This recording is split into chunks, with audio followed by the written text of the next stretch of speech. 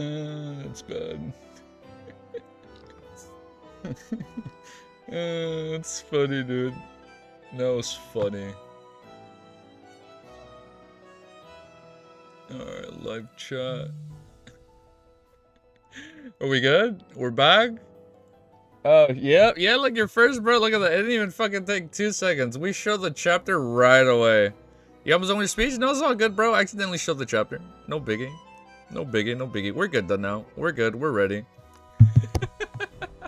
Alright, now we can start. Imagine it was like April Fool's. Alright, guys, we're actually not reading today. Just want to turn on stream, say hi. Alright, guys, bye. Imagine. Alright, now we start. Now we start.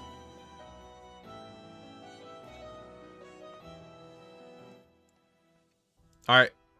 Beautiful. After restarting... No, I haven't watched it. I think I know what anime you're talking about, but I have not watched it. But are you guys ready? We have started the recording. I'm excited. Today we are reading chapter 333.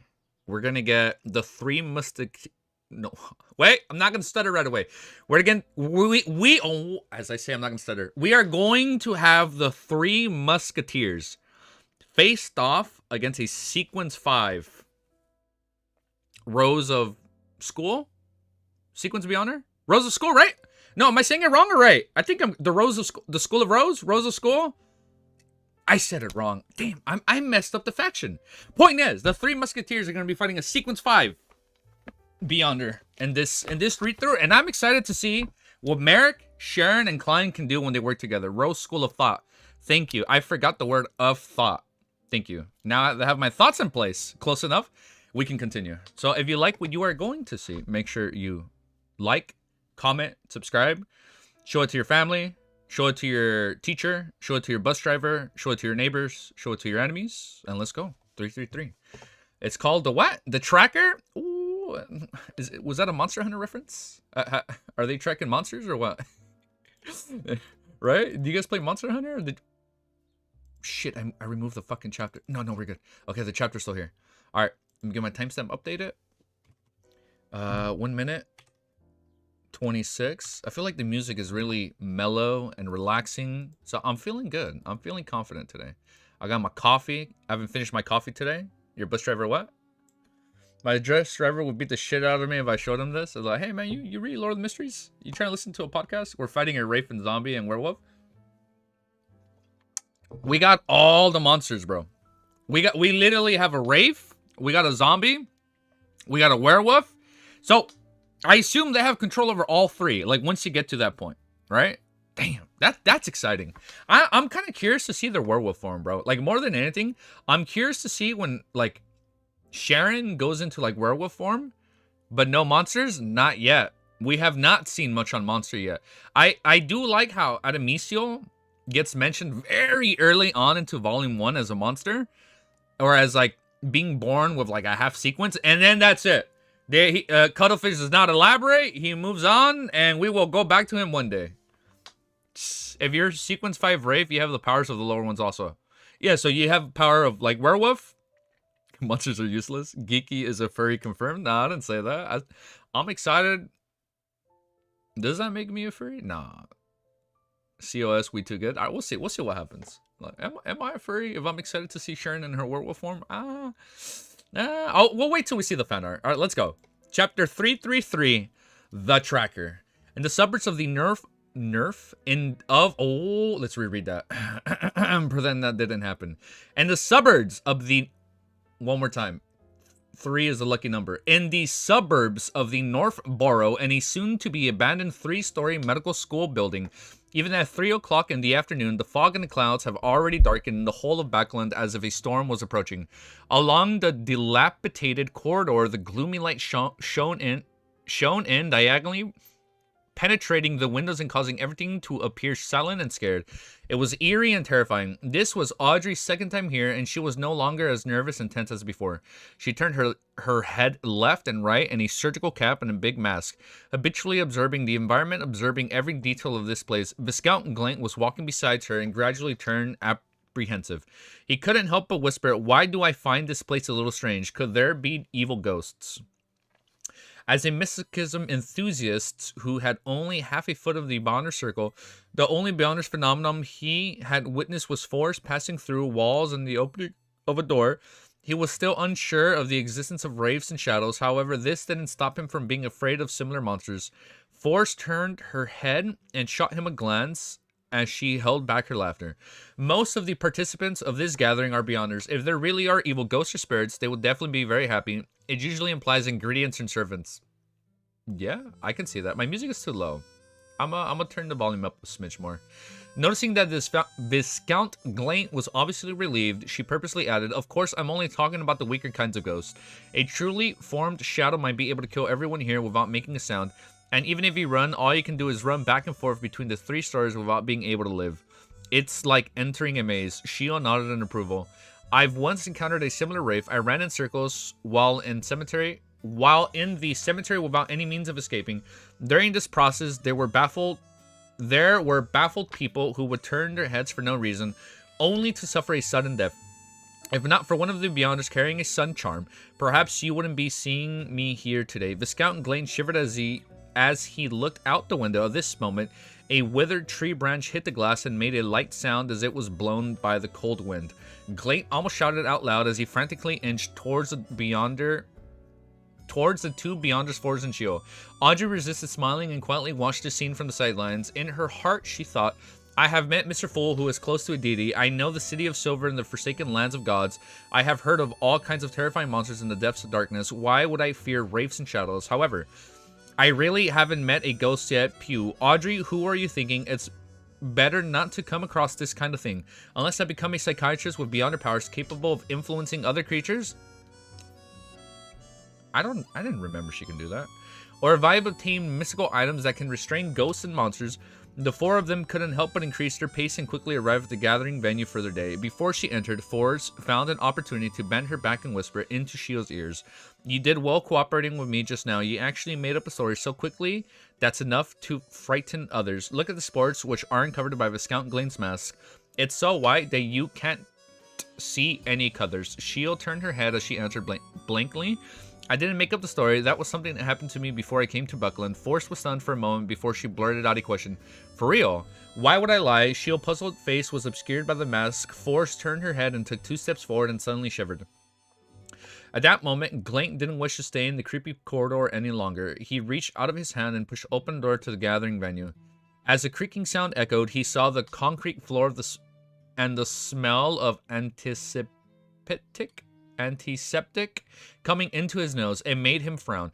Soon after, he saw a large pool in the middle. It was filled with a clear yellow liquid, and there were floating figures inside. Clear yellow floating liquid. Audrey is showing off. "Kiki, you're trying to monetize LN2M vids, right? Because non-monetized vids of anime OSTs are not taken down." Wait, say that again? Non-monetized videos of anime's OSTs are not taken down. Yeah, I mean, I figured I'd leave them monetized. Yeah, no, like, at least from what I've seen, it's only like video game soundtracks. Unless there's like, I guess the one thing that's okay are like covers or edits, right? I think. I'm not sure, Cammy. Right?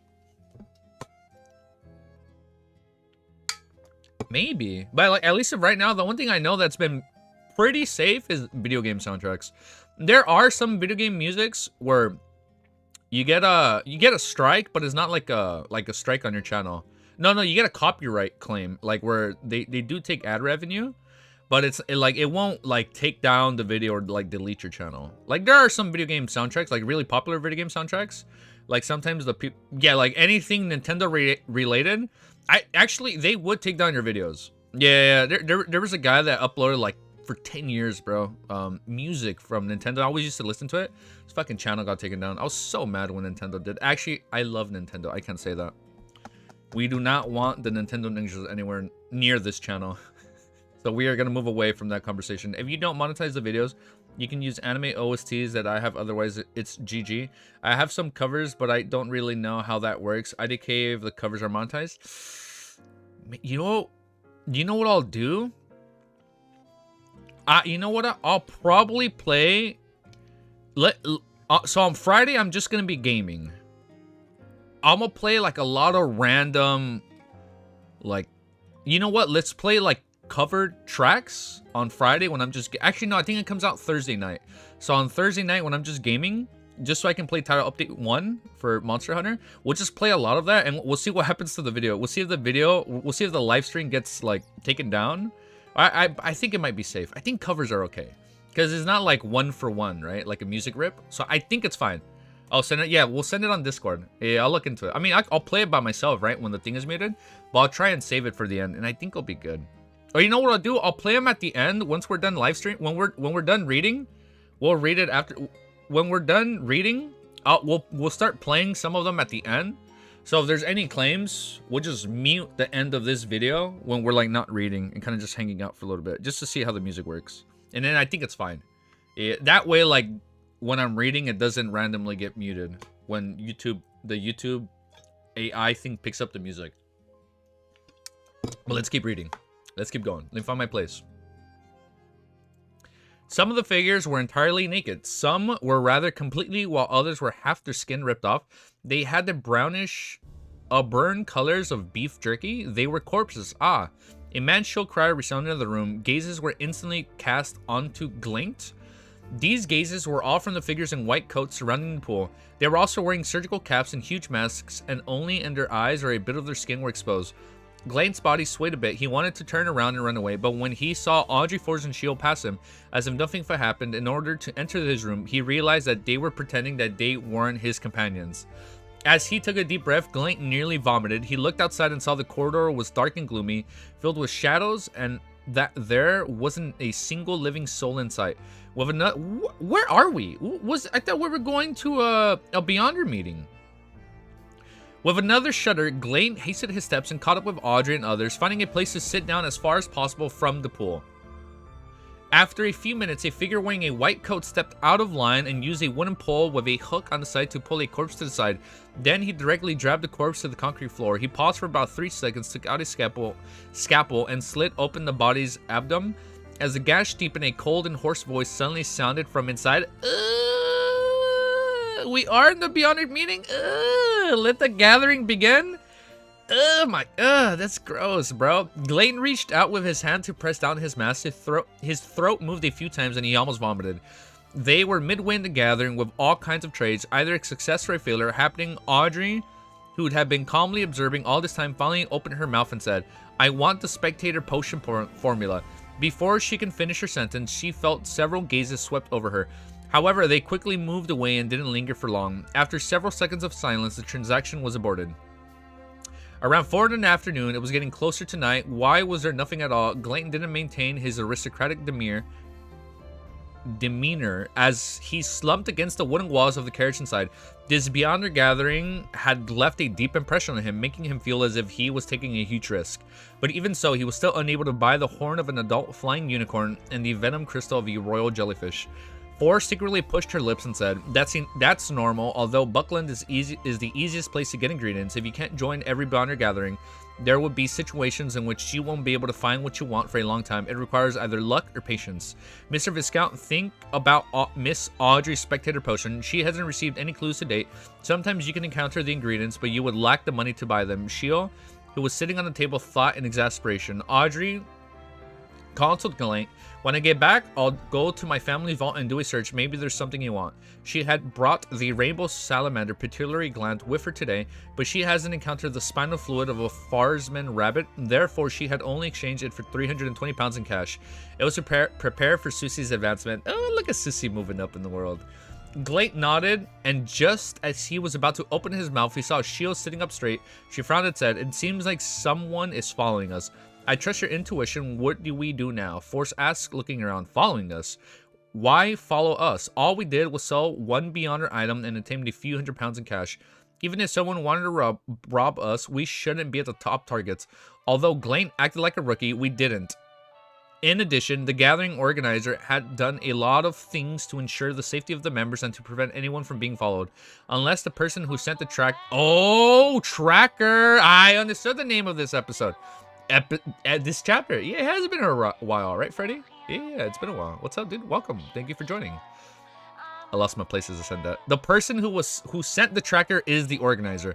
Last time everything seemed normal, huh? The difference between the two occasions, Audrey's mind raced when she suddenly came up with an idea. Perhaps it was my request to purchase the spectator formula that attracted the attention of the psychology alchemist. It's impossible for them to randomly spell the spectator formula, so what would inevitably follow is recruitment into the organization. Oh. Okay. And their recruitment isn't a simple matter. One has to be wary of any quasi-Nighthawks or quasi-mandated punishers or spies sent by other hidden factions. If they don't observe the targets and conduct an investigation, the organization would quickly be destroyed. After pondering for a few seconds, Audrey said to Forza and others, "Prepared to be attacked." No way they're gonna fight. Prepared to be attacked. Pretend as though you didn't notice the tracker. If we can successfully return to Emperor's Borough, don't worry about it. Exposing the identities of Glaint and me, both of you have to leave in secret. Her green eyes swept over Glaint as she added with a smile. A lot of people know that we are mysticism enthusiasts, so it's normal for us to find an opportunity to participate in Beyonder Gathering. Even the tracker is an official Beyonder, they won't suspect anything. We're just regular people, so all they will do is warn us through other channels.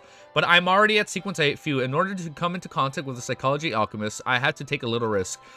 It's likely the official Beyonders won't target me for seeking to purchase a formula. They shouldn't be able to bypass the gathering organizers and track us down. I want to believe in my own judgment. Audrey cheered herself on. Okay, Viscount Glaint mumbled as he agreed. The horse carriage continued on as usual, going in circles a few times. In the end, Audrey and the others changed to another carriage as they had planned. Throughout this process, the tracker never attacked. When they reached the back door of Viscount Glaint's mansion in the Emperor's Borough, the two mobiles used their usual means of returning. As for Forz and Shio, they each relied on their own skills to leave. About 10 minutes later, Audrey, accompanied by her huge golden retriever Susie and her maids, openly left through the front door in her own carriage. As she listened to the sound of the rolling wheels, she was unable to confirm if they were still people following her. She could only let her thoughts wander. It's obvious that the daughter of the Count Hall isn't a spy of any Beyonder factions. That's what they're thinking. There's nothing wrong with her past. Her love for mysticism is well known. Her status and identity can provide assistance that's different from other people. Perhaps in 2 days, there will be members of the psychology alchemist who will try to come in contact with me. Audrey thought with some anticipation and some nervousness. Although he said he was making preparations, Klein spent 2 days at the Quelling Club as if nothing had happened. He even played a game of cards with the equestrian teacher Talim and the others, winning a few solely. Look at him winning money. Look at him gambling for money. Before he went to bed, he didn't forget to visit the outsiders of Lord Driggan's house to make sure if there were no lights and to feed the cat. At 8 o'clock on Friday, he put on his iron mask and wore his black hooded robe and entered the activity room of old Mr. Aya Wisdom. Look at him making contact. Let's go, bro. Let's go gambling. No, gambling is bad. Stay away from that. It's cool for Klein because he's good. He can just like use a seer divination and find out if he should go black or red. Like he's good. He's good. He does not have 50-50. He has a 100% guarantee every time he does a divination. He's good when it comes to gambling. He is good, bro. Why is this chapter called Bullets? We went from fucking tracker to bullets. Okay, that's kind of hype. We are gonna update everything. First, let me do my timestamp, and then we update, and then we update chapter number. All right, beautiful. All right, let's do this. Beautiful. All right, then we update this bad boy up here. 3, 3, 4. My 100% 50-50 win rate on gacha. You know what, man? I'm not gonna lie, bro. When I played Fate Grand Order, I had some crazy ass fucking luck, man. Bro, you think that's crazy, Romero? When I played Fate Grand Order, I pulled. I assume whether. Wait, hold on. Give me 1 minute to explain this. I know Weathering Waves has like the character banner and then the general banner. So on Fate Grand Order, I think there's a guarantee now, but stupidly, how you need like 300 pulls for a guarantee. Back then, there was no guarantee. Like Fate Grand Order had 0 pity system. I pulled this motherfucker S tier character 3 fucking times, and you know what his fucking pull rate was? 0.018. You heard me right, not 0.18%. 0.018. That is wild. It can't even fucking guarantee a 0.1%. 0.01%, bro. 0.018%. Those were my fucking pull rates in Fate Grand Order. And I pulled like the triple S tier support character 3 times on a general banner. Or even when he wasn't on rate up, fuck, man. That was like the greatest like serotonin high I've ever experienced in like gacha games. And I realized that was a problem. So I had to stop. More reasons to play Weathering It? No. And I realized after like experiencing that level of euphoria, I was like, you know what? I gotta chill with the gacha games. Because I'm not gonna admit, I have spent a little bit of money in gacha games. I would say I was a dolphin. I'm not a whale. But I was definitely a dolphin. Since it's April Fool's, let's pray for the true creator. April Fool's, we printed the true creator.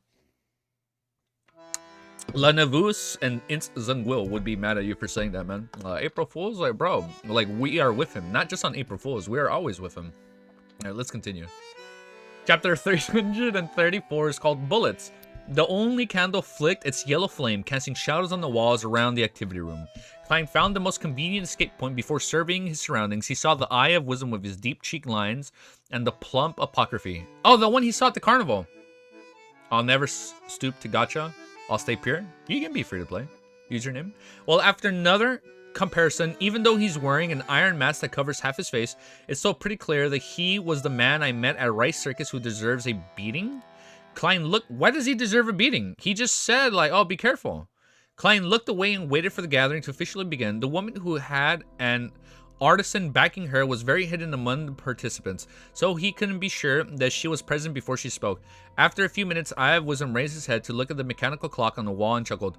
There's a lot of people here today. Let's begin. Before he finished speaking, the plump apocryphy rushed to speak.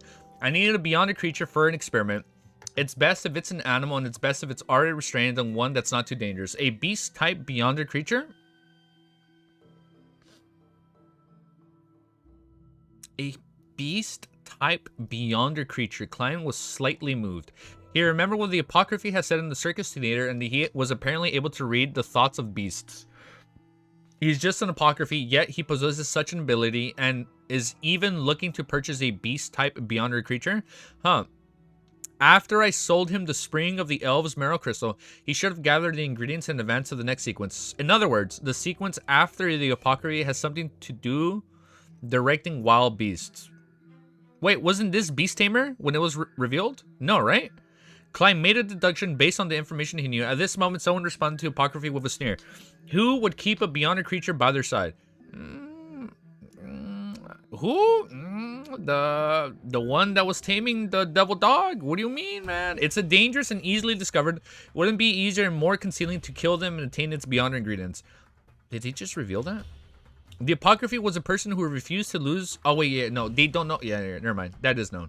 The apocryphy was a person who refused to lose in a spar of words, so he immediately sneered.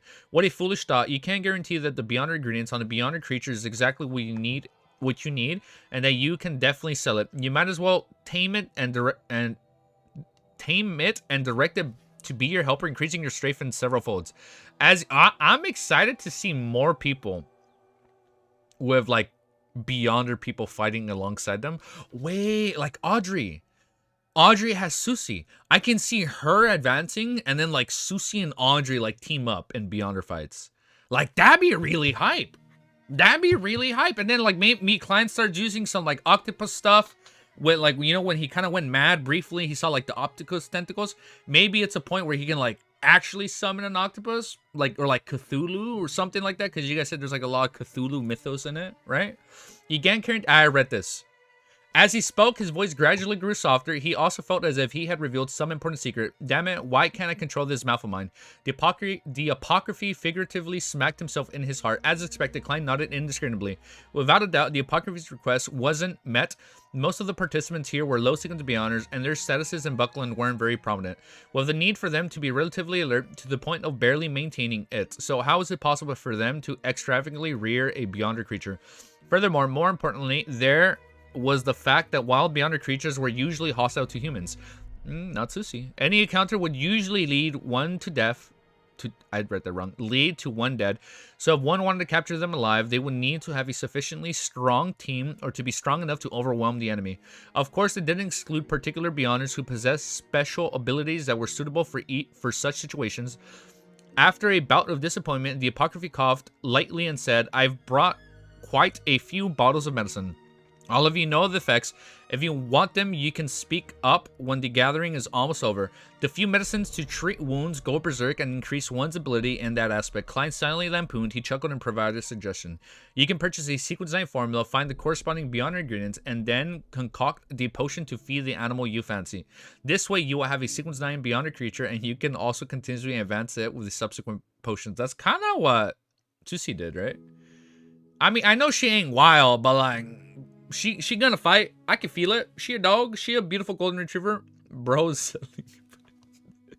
That is not what he's selling, Romero. Of course, that's built on the premise that you are rich enough and you can deal with the defensive ones that lose control. The apocryphy was stunned for a few seconds. After a while, he said, how extravagant. Just saving up money and finding the beyond ingredients for myself is difficult enough for me.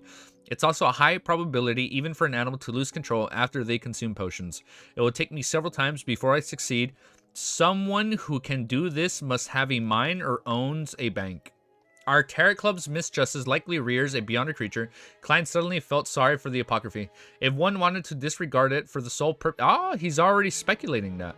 Yeah, because of all the questions he asked. If one wanted to disregard it for the sole purpose of earning money, apocryphies were the easiest among the low sequence beyonders to amass large amounts of wealth. The problem was that they were also easily targeted by official beyonders. After a few more deals or failed transactions, Klein heard a voice that was deliberately suppressed. I only brought one beyonder weapon this time. They are 50 bullets with different effects. Klein has to buy this, because he needs rounds. 20 of them are engraved with the Sun Domain's labels as the symbols forming a complete charm. They can be used to purify ghost-related monsters. They cause more damage to wraiths and shadows, so they are called purifying bullets.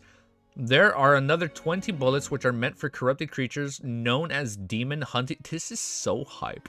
Known as demon hunting bullets. The other 10 are bullets that counter evil type monsters known as the exorcism bullets. Their effects can be maintained for 18 months or more. 50 bullets for... Oh, that is a lot of money. Don't buy it, Klein. Nah, just steal it, bro.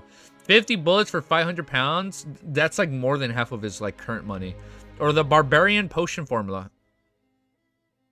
Oh... He like, I have a counterpoint. What if I give you this one? It will come with a revolver with the matching caliber.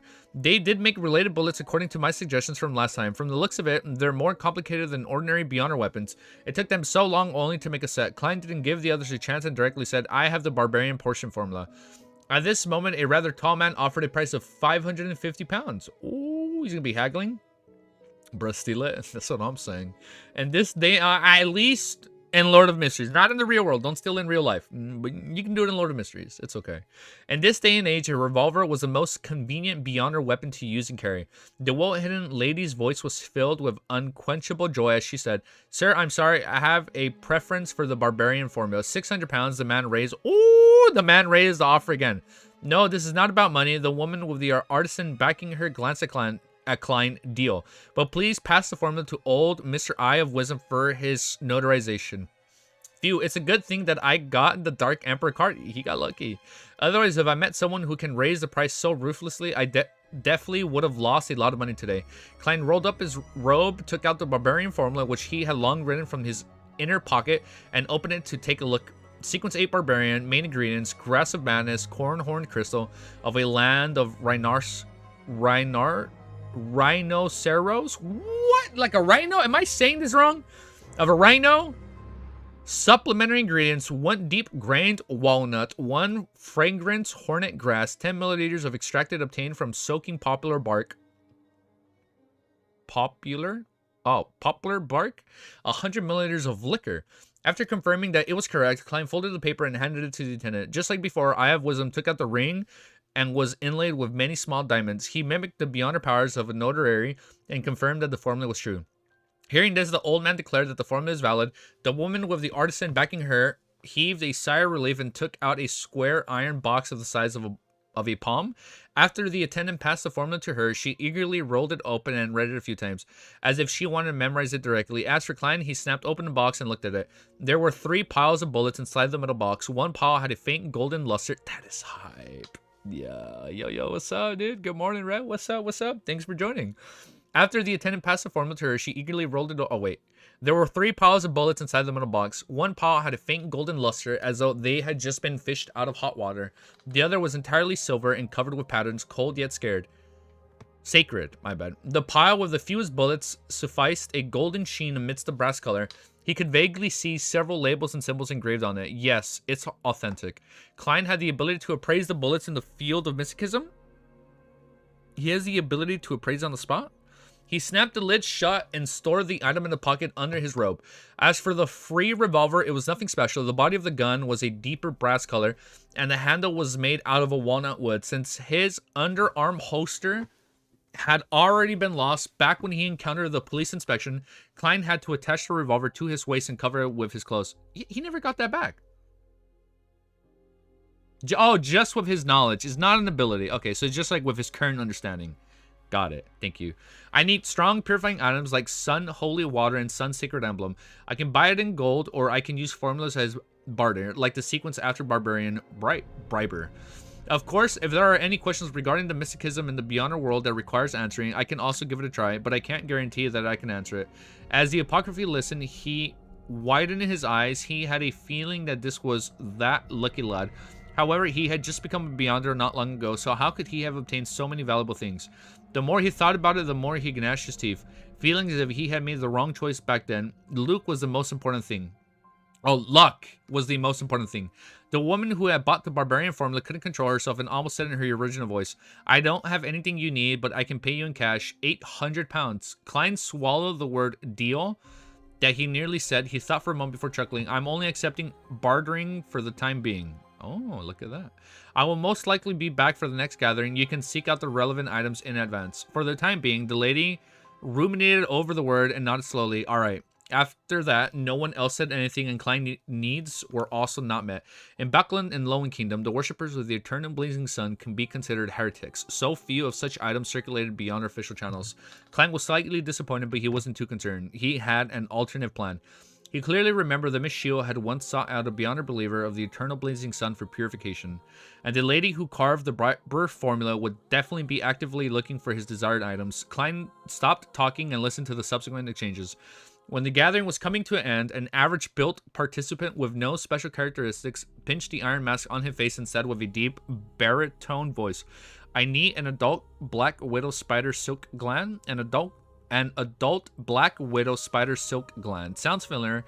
I seem to have heard of it somewhere. Klein frowned slightly. Without using divination, he tried hard to recall where. Suddenly, he remembered the source of the familiar feeling. It was one of the main ingredients for the demoness of pleasure. Oh, okay. Okay. We got somebody on the demoness pathway. Update. Thank you for reminding me as always. I may or may not have forgotten and it was just going to jump straight into the next chapter. Mysterious Soul, thank you. May or may not was just going to fucking jump straight into the next chapter. Alright, let's update this bad boy and let's keep reading, dude. 24 minutes and 53 seconds. Copy, paste. Beautiful. Okay.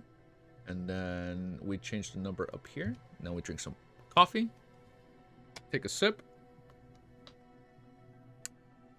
Look at that. 30 minutes into the stream and we're already in the 3rd chapter. I think we're going at a really good pace today. I think this is our most fluid pace so far. Chapter 335 is called Exploring Verde Street. I don't know why my voice spiked, man. Pleasure was sequence 6 of the Demoness Pathway. Klein had obtained its complete formula back when he channeled Madame Sharon's spirit. Although it was usually difficult to recall the exact details and he had to rely on help of dream divination to recall the memory, just hearing the main ingredients was enough to give him a sense of familiarity and make him... Damn, he has a good memory. And make him form connections. He couldn't help but glance over at the buyer, confirming that he was male in terms of skin color, figurine, voice, and unmasked facial features. The sequence prior to Demoness of Pleasures, which, regardless of their gender, as long as they passed that, they would all become women. This person clearly isn't one. He hasn't become a witch yet, so why is he purchasing the main ingredients of a Demoness of Pleasure, huh? Could he be helping someone buy it? Is he the ally of some witch or a loyal subordinate? Oh, maybe. Shut up. Is this guy helping Trissy? Wait, no. Is she coming back this volume? Ah, this is going to be exciting, dude. Is he the ally of some witch or a loyal subordinate? This guy has to be helping Trissy. However, as a rather ancient secret organization, the demonist sect shouldn't be lacking the corresponding ingredients. With their natural disposition, it would be normal for them to use the beyonder characteristics left behind by the former members to concoct this potion. Did the witch behind the buyer lose her connections with the organization? With these thoughts, Klein had the impulse to follow him. However, after careful consideration, he gave up the idea, ignoring the question on how he could bypass the precautionary measures of Eye of Wisdom and lock onto the other party's tracks. Just the fact that the other party's situation was unknown, and with him not having the time to perform a divination, it was enough for him to choose to follow his heart's wishes. What if there isn't only one witch, but a beyonder who's much stronger? Moreover, it's a good thing for witches to advance the demons of pleasure. The former could cause calamities and harm many innocent people, but once they advance to the latter, their goal would be focused on pleasure. In simple terms, society would be less dangerous, Klein mumbled. An adult Black Widow spider silk gland was already considered to be relatively expensive and a rare beyond ingredient. It was just like the thousand-faced hunter's mutated pituitary gland and the characteristic of a human skin shadow, which Klein needed in order to ascend to Sequence 6. It was almost equivalent to the cost of half a house in the capital. Damn, that is expensive. So the buyer didn't receive a satisfactory response. To be precise, no one responded. The atmosphere of the gathering fell silent until the plump apocryphy started selling the medicine he brought. After the previous trials, he received quite a few repeat customers. In less than 3 minutes, he sold all the goods he could sell and collected more than 50 pounds in cash. As Eyes of Wisdom announced the end of the gathering, each participant left through different passages in a different order and at different intervals. Klein was in the middle, and after he reached a secluded street, he took off his disguise and immediately set off for Eastborough, arriving at the Black Palm Street on that cold and foul-smelling night. On the way, he had purchased an armpit holster. Finally, he has this. You know what? Bad on the cops, man. I thought they would have returned his holster by now, but they never did, dude. He entered his rented one-bedroom apartment. Without taking a break, he took out his revolver and opened the metal box containing the Beyonder bullets. He then took out 2 purifying bullets, 2 demon-hunting bullets, and 1 exorcism bullet. Then he loaded them one by one in their chamber. Oh, that's important. Taking a pose, he tested the feeling and whether he could fire normally. Klein inserted the revolver into his armpit and busied himself with other preparations. So he's putting 2 of each. It's 6 chambers, 2 of each type. Okay, that's cool. And then he can just like spin it on the fly, right? To the one he needs. Okay. For example, he checked to see if there was anything unusual about the all-black eye of the Iron Crate cigarette case. He also played a Zig's copper whistle in the metal box containing the bullets, and with the help of the Holy Night powder, he created a seal wall of spirituality that stuck to the surface of the box, completing the shielding of the ancient delicate copper whistle. After confirming that the shapes and positions of the 3 charms, Klein headed above the gray fog for divination. Then he put on his cap and went out again. His target was 32 Verde Street, which was south of the bridge. It was where the thief had found the master key. There might be clues to the apprentice formula or clues related to the items there. It was somewhere that Klein had long wanted to explore, but he was suspected that the man who died of a tragic death had turned into a wraith-like creature. He didn't dare to take action until he bought purifying bullets. A magician never performs unprepared. Before the I dropped my mic. Can you guys still hear me? We're good? Sorry. Before the steam subway, the most economical mode of transport, had stopped running, Klein arrived south of the bridge before transferring to a public carriage and arrived near Verde Street. It was already late at night and a chilling drizzle filled Buckland. There were barely any pedestrians on the street, and the light from the gas lamps was blurred by the liquid of the grass, making everything seem dreamlike. Klein circled the area and observed Unit 32's situation. He walked to its side, climbed to the 2nd floor, and easily entered the target's interior from the balcony door, which clearly couldn't be closed by the thief from before. He didn't bring the master key, fearing that the item would cause abnormal chain of reactions here. The layout of the house was very normal. A corridor that connected the 2 balconies ran through the entire 2nd floor. There were bedrooms, a bathroom, a solarium. Always prepared? Always prepared. What's a solarium? Like an observatory? Am I reading that right? And I lost my place. Let's see if I'm reading it right. Damn, I lost my place. And an activity room lining the sides. Okay, we're good. We found our place. With the help of the crimson moonlight shining in the balcony, Klein saw that all the doors had been opened. All kinds of items were thrown on the ground in disarray. It should be the result from the thief from before. He couldn't take away all the items, so he could only search for the most valuable ones. However, with the master key, there's no need for him to open the doors. Klein went through the rooms one by one, looking for things that might be involved with mysticism. After an unknown period of time, a black-gloved Klein arrived at the staircase without any success. Just as he took 2 steps forward, a figure suddenly appeared before him. The figure was pressed against the wall and the corner of the stairs. It was back when facing Klein. Its black hair was so thick that it almost covered its neck. Klein, who had long activated his spirit vision, didn't even have time to observe, for the figure suddenly moved. Okay, what's going on? Let me lower the volume just a smidge down. His neck creaked as he turned his head while his back remained facing the second floor. Amidst the hazy, weak, and illusionary crimson illumination, the figure's eyes were bulging out of their sockets, filled with fear. Thud, thud. The 2 eyeballs hit the ground. Bang. The figure's head fell off its neck and hit the wooden staircase. He's long dead. He's without any spirituality glow. Klein watched and judged calmly, as though what had just happened was a farce. He guessed from the details of the man's old black clothes and the number of rooms open on the second floor, and he decided that this was another burglar, coincidentally on the same day and time. Another burglar, one who was visited the house after the previous one. Unfortunately, he wasn't that lucky. Could it be that the master key was actually restraining the danger here? Wait, what? Unfortunately, he wasn't that lucky. Could it be that the master key was actually restraining that danger here, and when it was taken away, pandemonium was set loose? Klein drew his revolver just at the chamber to the firing position and cocked the revolver. He walked up the stairs to the corpse. He squatted down and examined it briefly, but he couldn't find anything other than the fact that his neck had been twisted. That's gross. After pondering for a few seconds, Klein straightened his body and carefully went down the stairs. Even though he was standing on the wooden staircase, he didn't make any creaking sounds. 1 step, 2 steps, 3 steps. After walking down the flight of stairs, he reached the ground. In front of him was a corridor that connected the 2 sides. The crimson moonlight shone in, outlining the outline of the balcony. The doors on both sides of the corridor were wide open, revealing a messy scene and scattered items. There was no living room, dining room, or kitchen here. This is the second floor. Klein went down from the second floor only to return to the second floor. Klein... Oh, okay, wait, no, it did say second floor twice. Klein went down from the second floor only to return to the second floor. Okay, he's in a loop.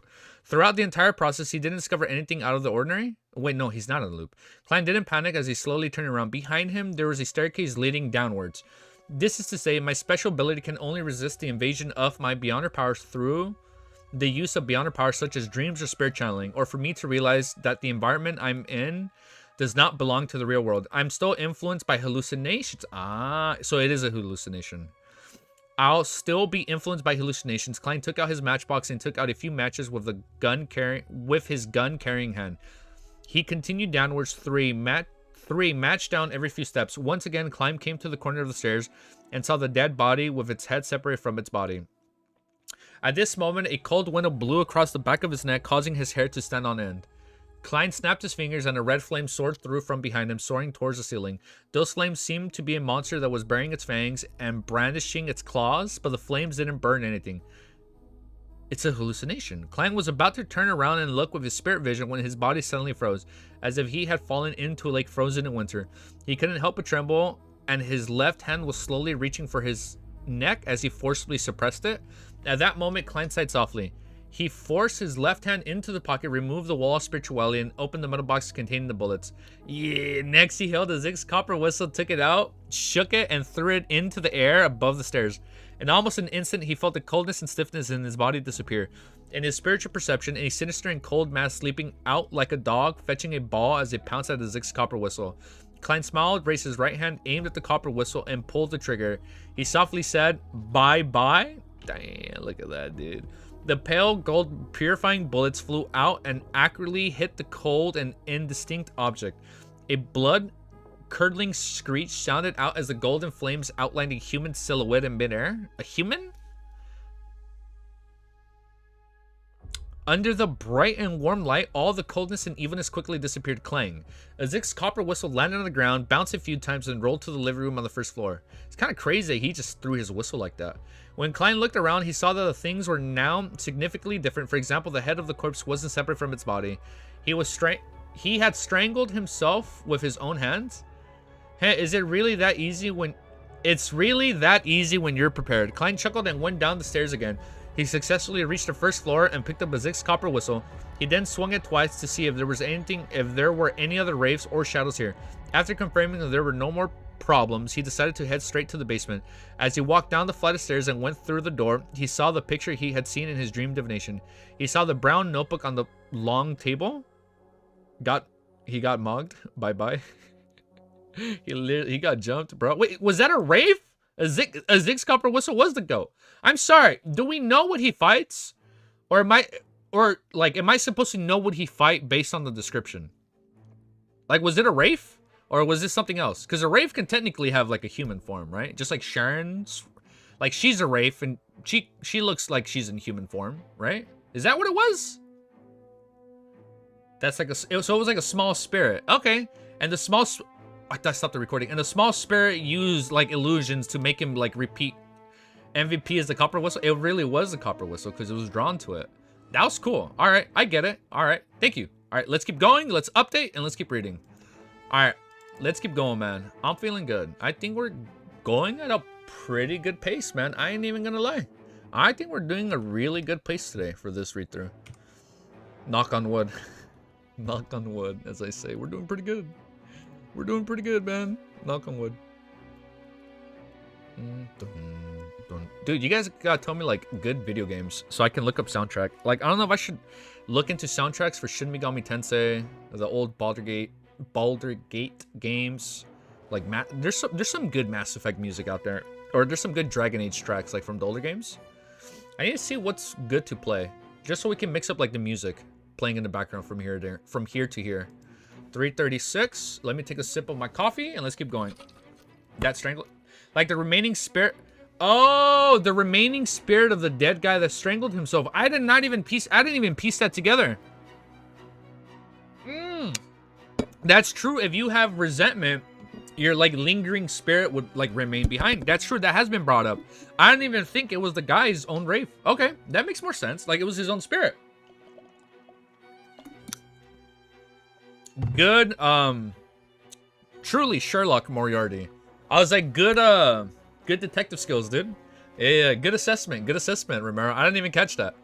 All right, let's keep going. Chapter 336.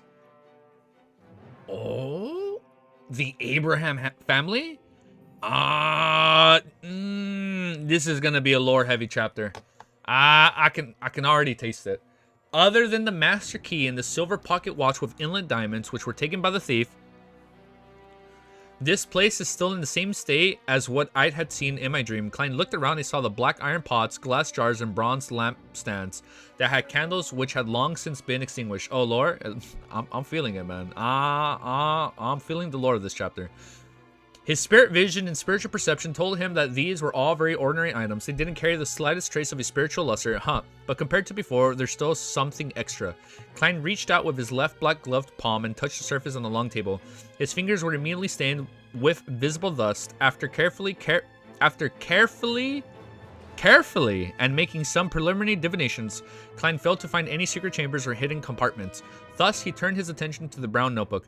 Carefully flipping through it, the contents of the first page entered his eyes. This will go into the annals of the rise of a cursed family. I want to remember every key point. Further descents, please remember every word that I've said. It's a pity that you lost control and died just moments after taking the Sequence 9 potion. The illusionary glory of the Abraham family can only remain as words. Klein lampooned under his breath and continued reading, quickly flipping through the pages. He planned to take the notebook away once he confirmed his value, not planning to stay any longer. With the Abraham family, we were one of the most powerful nobles of the 4th epoch and were the main supporters of the Tudor dynasty. That is new lore. In that era, be it Lowen's Augustus family, Fasek Einhorn family, Intis Sauron's family, or Fane Potter's Castilla. This is the first time where the families are tied to like which kingdom or like which region. Fane Potter's Castilla's family, all of them looked up to us. Indeed, they weren't weak back then, but we were stronger. Even the rumored this is like literally Dune, bro. Literally Dune.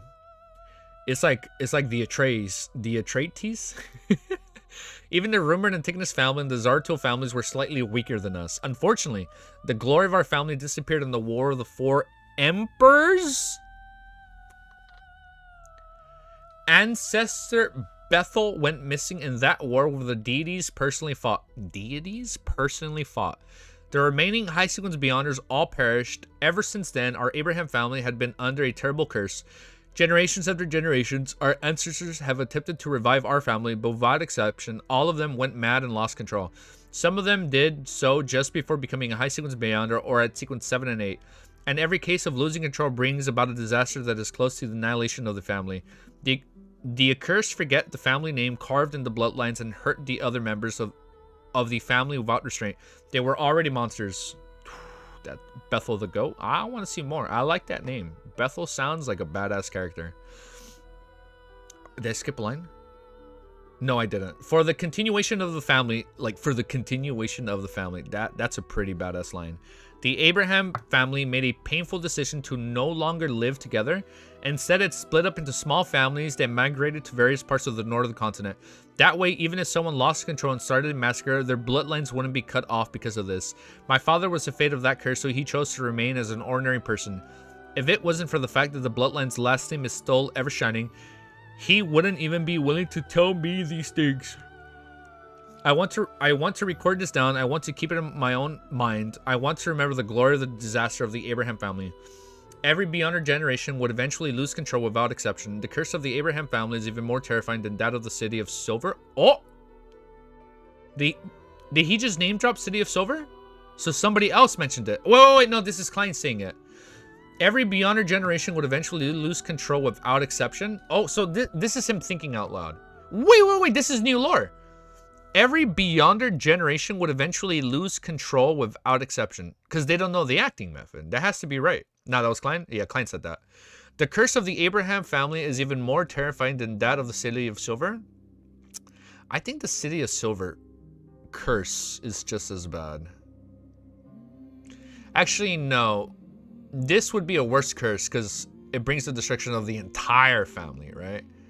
Wait a minute, they should all be from the apprentice pathway. Could it be that they heard Mr. Door's plea for help? Oh. This isn't a cry for help, it's clearly a life-depriving curse. However, according to Miss Magician's description, it isn't because she became an apprentice that she had heard the illusionary ravings during the full moon, but because of her use of the bracelet on her wrist? The one that summons the door. Oh, that's crazy. Her item summons the door, and Mr. Door is like calling to her during the full moon. I just pieced that together.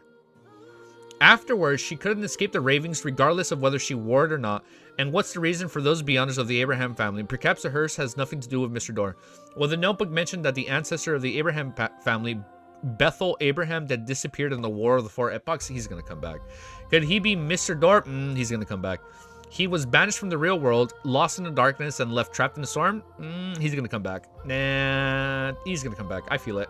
There's a possibility that the easiest target to ask for help would naturally be the descendants for the same bloodline who are the same Beyonder pathway, but of a relatively lower sequence. It's a pity that's because all the powerful Beyonders had perished. His shouts only bring about a curse of the family that has lasted for more than 1,000 years, almost causing the whole Abraham family to disappear. Is this the reason why Mr. Door is so aware of the history of the Fourth Epoch and the details of the War of the Four Emperors? If my suspicions are true, I can only exclaim, the Abraham's family really are the unfortunate families. I wonder if the things mentioned by the owner of the notebooks were affected by the passage of time of over 1,000 years and the separation of the family, which might result in discrepancies. In the War of the Four Emperors, the deities actually personally participated in battle.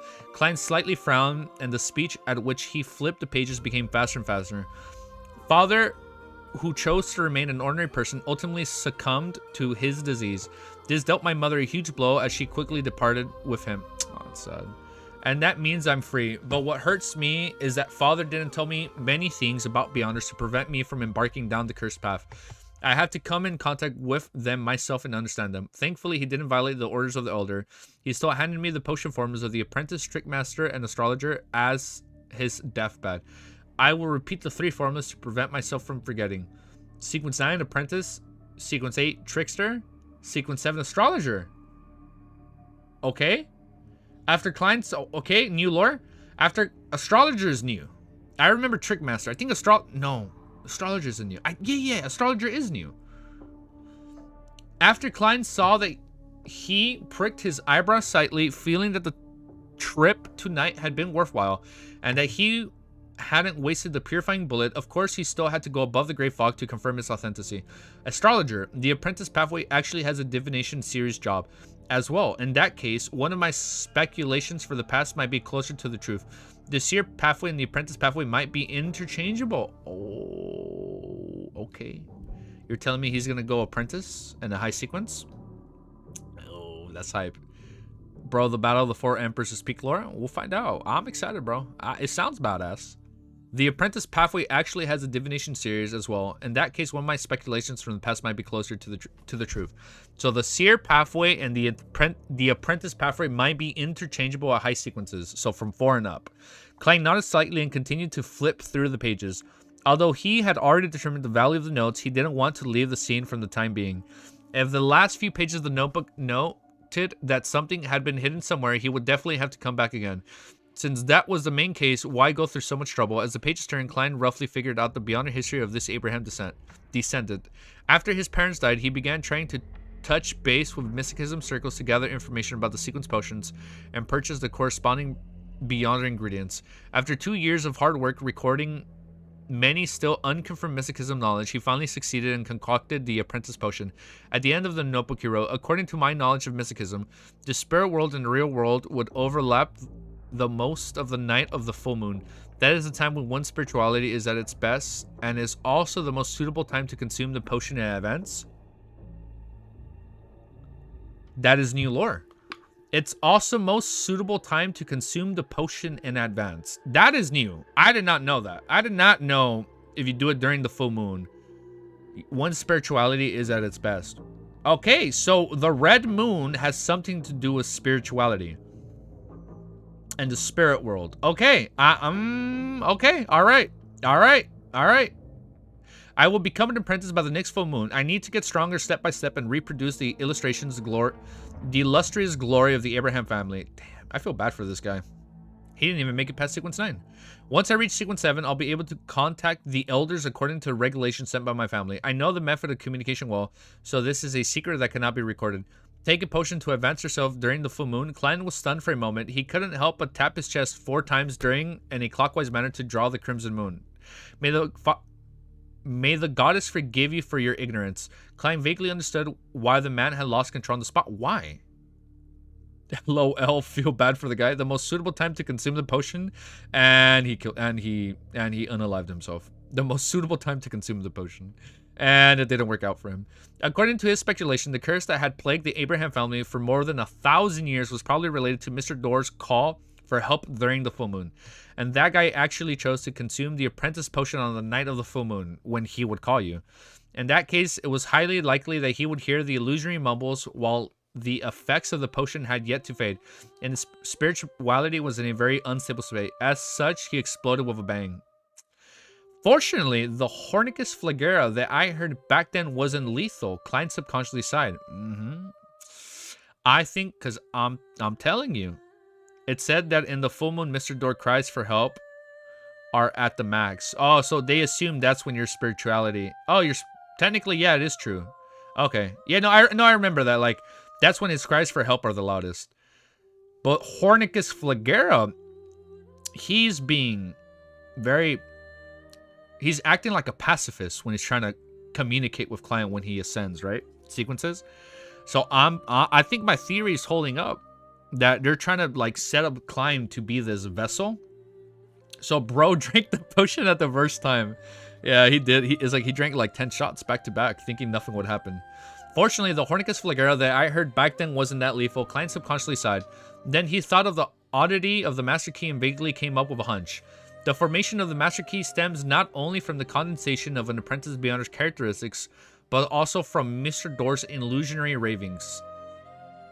Thus, the occasional problem of causing the holder to be lost becomes rather dangerous. It often allows the holder to enter inappropriate situations. This can be considered a kind of curse, and taking everything into consideration, Mr. Door being the ancestor of the Abraham family, Bethel is quite possible. Phew, Klein exhaled when he saw that there was no information about any hidden treasures. He took the brown notebook and left the basement. As he dropped the Zig's copper whistle, he retracted the same path he took to get there. When he reached the balcony, he raised his left hand and snapped his fingers. Wait, one sec. I hear Ellie barking. Ellie!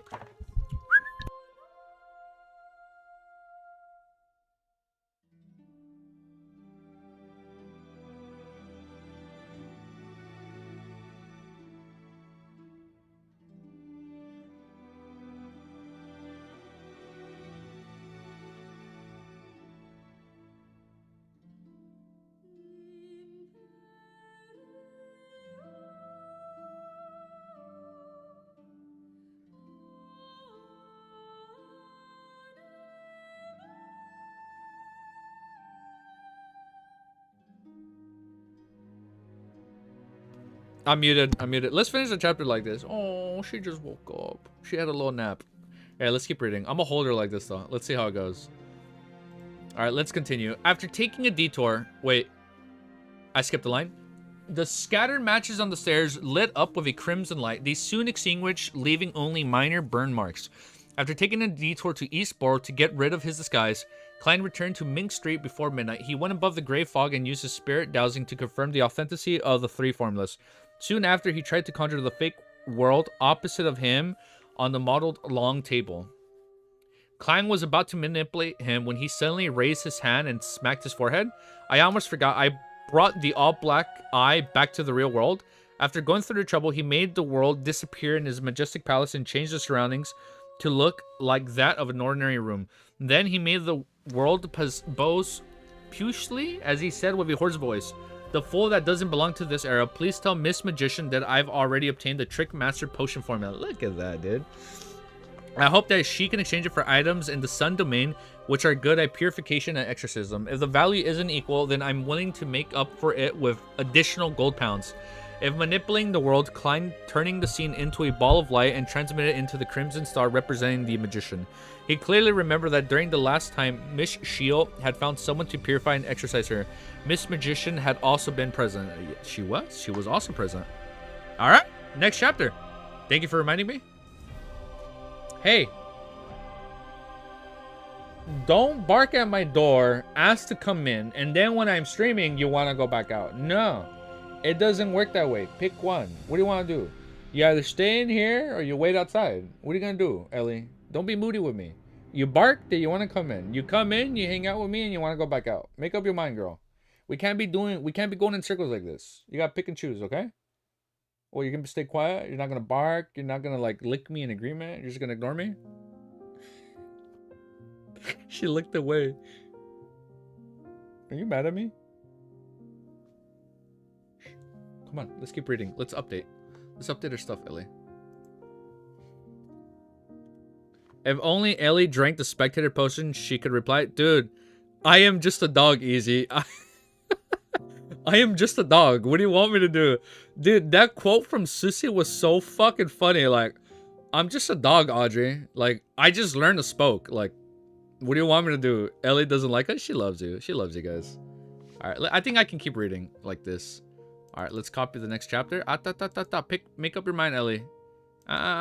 Just chill. Take a nap with me. I'm updating my chapter. 50 minutes into the recording. Let me see if I can shift with one hand. Beautiful. Sorry, hold up. My timestamps are a little bit slower. Control V. Alright, we're good. That took a little bit longer to update, but we did it with one hand. Alright, let's keep going. Hey. Let me get a sip of coffee and then let's keep going. It's coffee. There's nothing for you to drink. It's just cold. Ah, don't lick my lips. That's nasty. The search for a missing person. All right. Next chapter. The search for a missing person. Force flipped through the calendar on her desk and used a pen to mark the date of an upcoming full moon. She had decided that as soon as she heard the horrible illusionary ravings, she would chant the name of the fool and pass the painful minutes above the gray fog. Life is truly filled with things that look forward to her. She closed the novel in her hand, ready to turn off the iron grill gas lamp that was set into the wall. At that moment, a flash appeared in front of Thor's eyes. She saw the boundless gray fog and a lofty figure that resided in the majestic ancient palace, as well as a man who was praying devoutly. When the voice reached her ears, she almost jumped, feeling both alarmed and joyful. That tickles. I'm sorry if you guys can hear her licking. The Trickmaster formula that I have been audaciously searching for all these years has been found just like that. I participate in so many different... Look at that. She's probably like mad and resentful that she couldn't find it all these years and then he found it. I participated in so many different Beyonder gatherings and failed to find any clues to the Trickmaster formula. Yet it has been found just like that, and not even a week has passed since I made the request. This is the Tarot Club. As expected, is not something ordinary Beyonder gatherings can compare with. Thor sighed with emotion and endured her excitement as joy as she cautiously responded, "Mr. Fool, is that formula authentic?" Yes, the fool who was sitting on the high back chair and looking down replied calmly.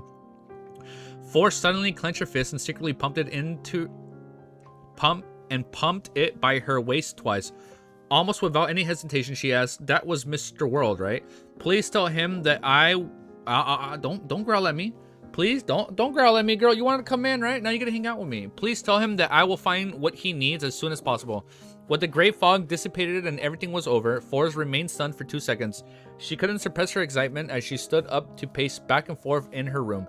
The sun's domain, items that are good at purification and exorcism. I encountered them only twice in the past, but they were brought by others. They might not be willing to offer them again. Yes, back at Mr. A's gathering, Shio... Wait, Ellie? Yes, back at Mr. A's gathering, Shio had hired a devotee of the eternal blazing sun to perform a purification and exorcism ritual. He's at least sequence 7 and he should have the relevant items. Or perhaps he grasped key clues to them. I just wonder how much it'll cost. Although Mr. World's promised to pay the difference, I might not be able to come up with the amount needed for the initial payment. Forrest thought, gradually shifting her financial situation. She now had 730 pounds in cash, mainly earned from what Viscount Glade had paid for the apocryphy formula. She also had 510 pounds in her bank account, which added up to nearly 900 pounds. As for something similar, it can go as high as 2,000 pounds, with the cheapest might cost from 500 to 600 pounds. Yet it might not necessarily be kind of the item that Mr. World needs. What if I run into a suitable item but don't have enough money? Get a loan from the bank or a loan from an... Hey, you're acting more like the beast right now. You gotta chill. You're acting more like the devil dog. Stop it. I need the beautiful sissy dog, okay? I don't need that monster dog. No. I need the beautiful spectator dog, okay, Ellie? she's like the two sides right now. You know the meme of the wolf, like, I have two sides. One for Ellie is one is the monster, no, one is the devil, and one is the spectator. Ellie demon dog confirmed. Yeah, she can be a little demon dog sometimes. Yeah, she can be a little demon dog sometimes. Force thought gradually. I lost my place. I'm gonna awkwardly pause the video. Let me find my place. I was right here. Okay, found my place. Okay, found my place. As long as all goes well, then when Mr. World pays the difference, my debt will easily be repaid. Maybe I could borrow from Miss Audrey for a few days. She usually never cares about money, so she will definitely not collect any interest. Forrest quickly came up with a solution. Just then, Shio, who had gone somewhere secluded at night to practice her combat skills, returned to their rented 2-bedroom apartment. Seeing that the lights were still on in her room, she knocked on the door and asked, "Are you plugging an all-nighter to write the beginning of your new book?" Forrest, you seem really happy. Did the publisher increase your rates? No. Forrest was slightly taken aback before she forced a smile. I received a piece of information that's suspected to be a clue of the Trickmaster potion formula. I'm sorry if the reason I'm holding her like this, because look, she's really calm when I do this. If I have her in my lap, she's like, you see how she gets. When I put her down, she wants to get up. But if I'm holding her like a damn bird, she's chill. She is both light and darkness, literally right here. Look at that, both light and darkness. Two sides of the same coin. Forrest, you seem to be really happy. Did the publisher increase your rates? No. Forrest was slightly taken aback before she forced a smile. I just received a piece of information that's suspected to be a clue to the Trickmaster potion formula. Really, your waiting has finally paid off. Shio totally didn't notice Forrest's hidden oddity. Seeing her good... Ellie, my arm is getting tired. Seeing her good friend so happy for hers, Forrest couldn't help but sigh to herself. I'm already a member of a secret organization. From that moment forth, I've already taken on a fate that requires me to constantly hide and lie to my friends. Aw. Is this the price 1 out of many to be paid? I love you, Ellie. Saturday morning, Klein once again visited the inventor of the Lepard and St. George Boros, Sirit Street. Since the bicycle had yet to be patented, they still haven't patented the damn bike. Since the bicycle had yet to be patented, he only paid the... Ow, Ellie, don't scratch me. He only paid the last 20 pounds and exhorted Lepard not to rush. I'm dropping my mic. Not to rush to talk about the subsequent investments and partnerships until he had the patent. With regards to this, Lepard was very agreeable. He had been tricked twice before by the same reason. Before getting a patent once the potential investor who had made contact with had fully understood his product, he was kicked aside to watch as the potential investor bribed the patent office and acquired the patent first. That's so mean. After two sides of the same coin, Ellie. Take it back.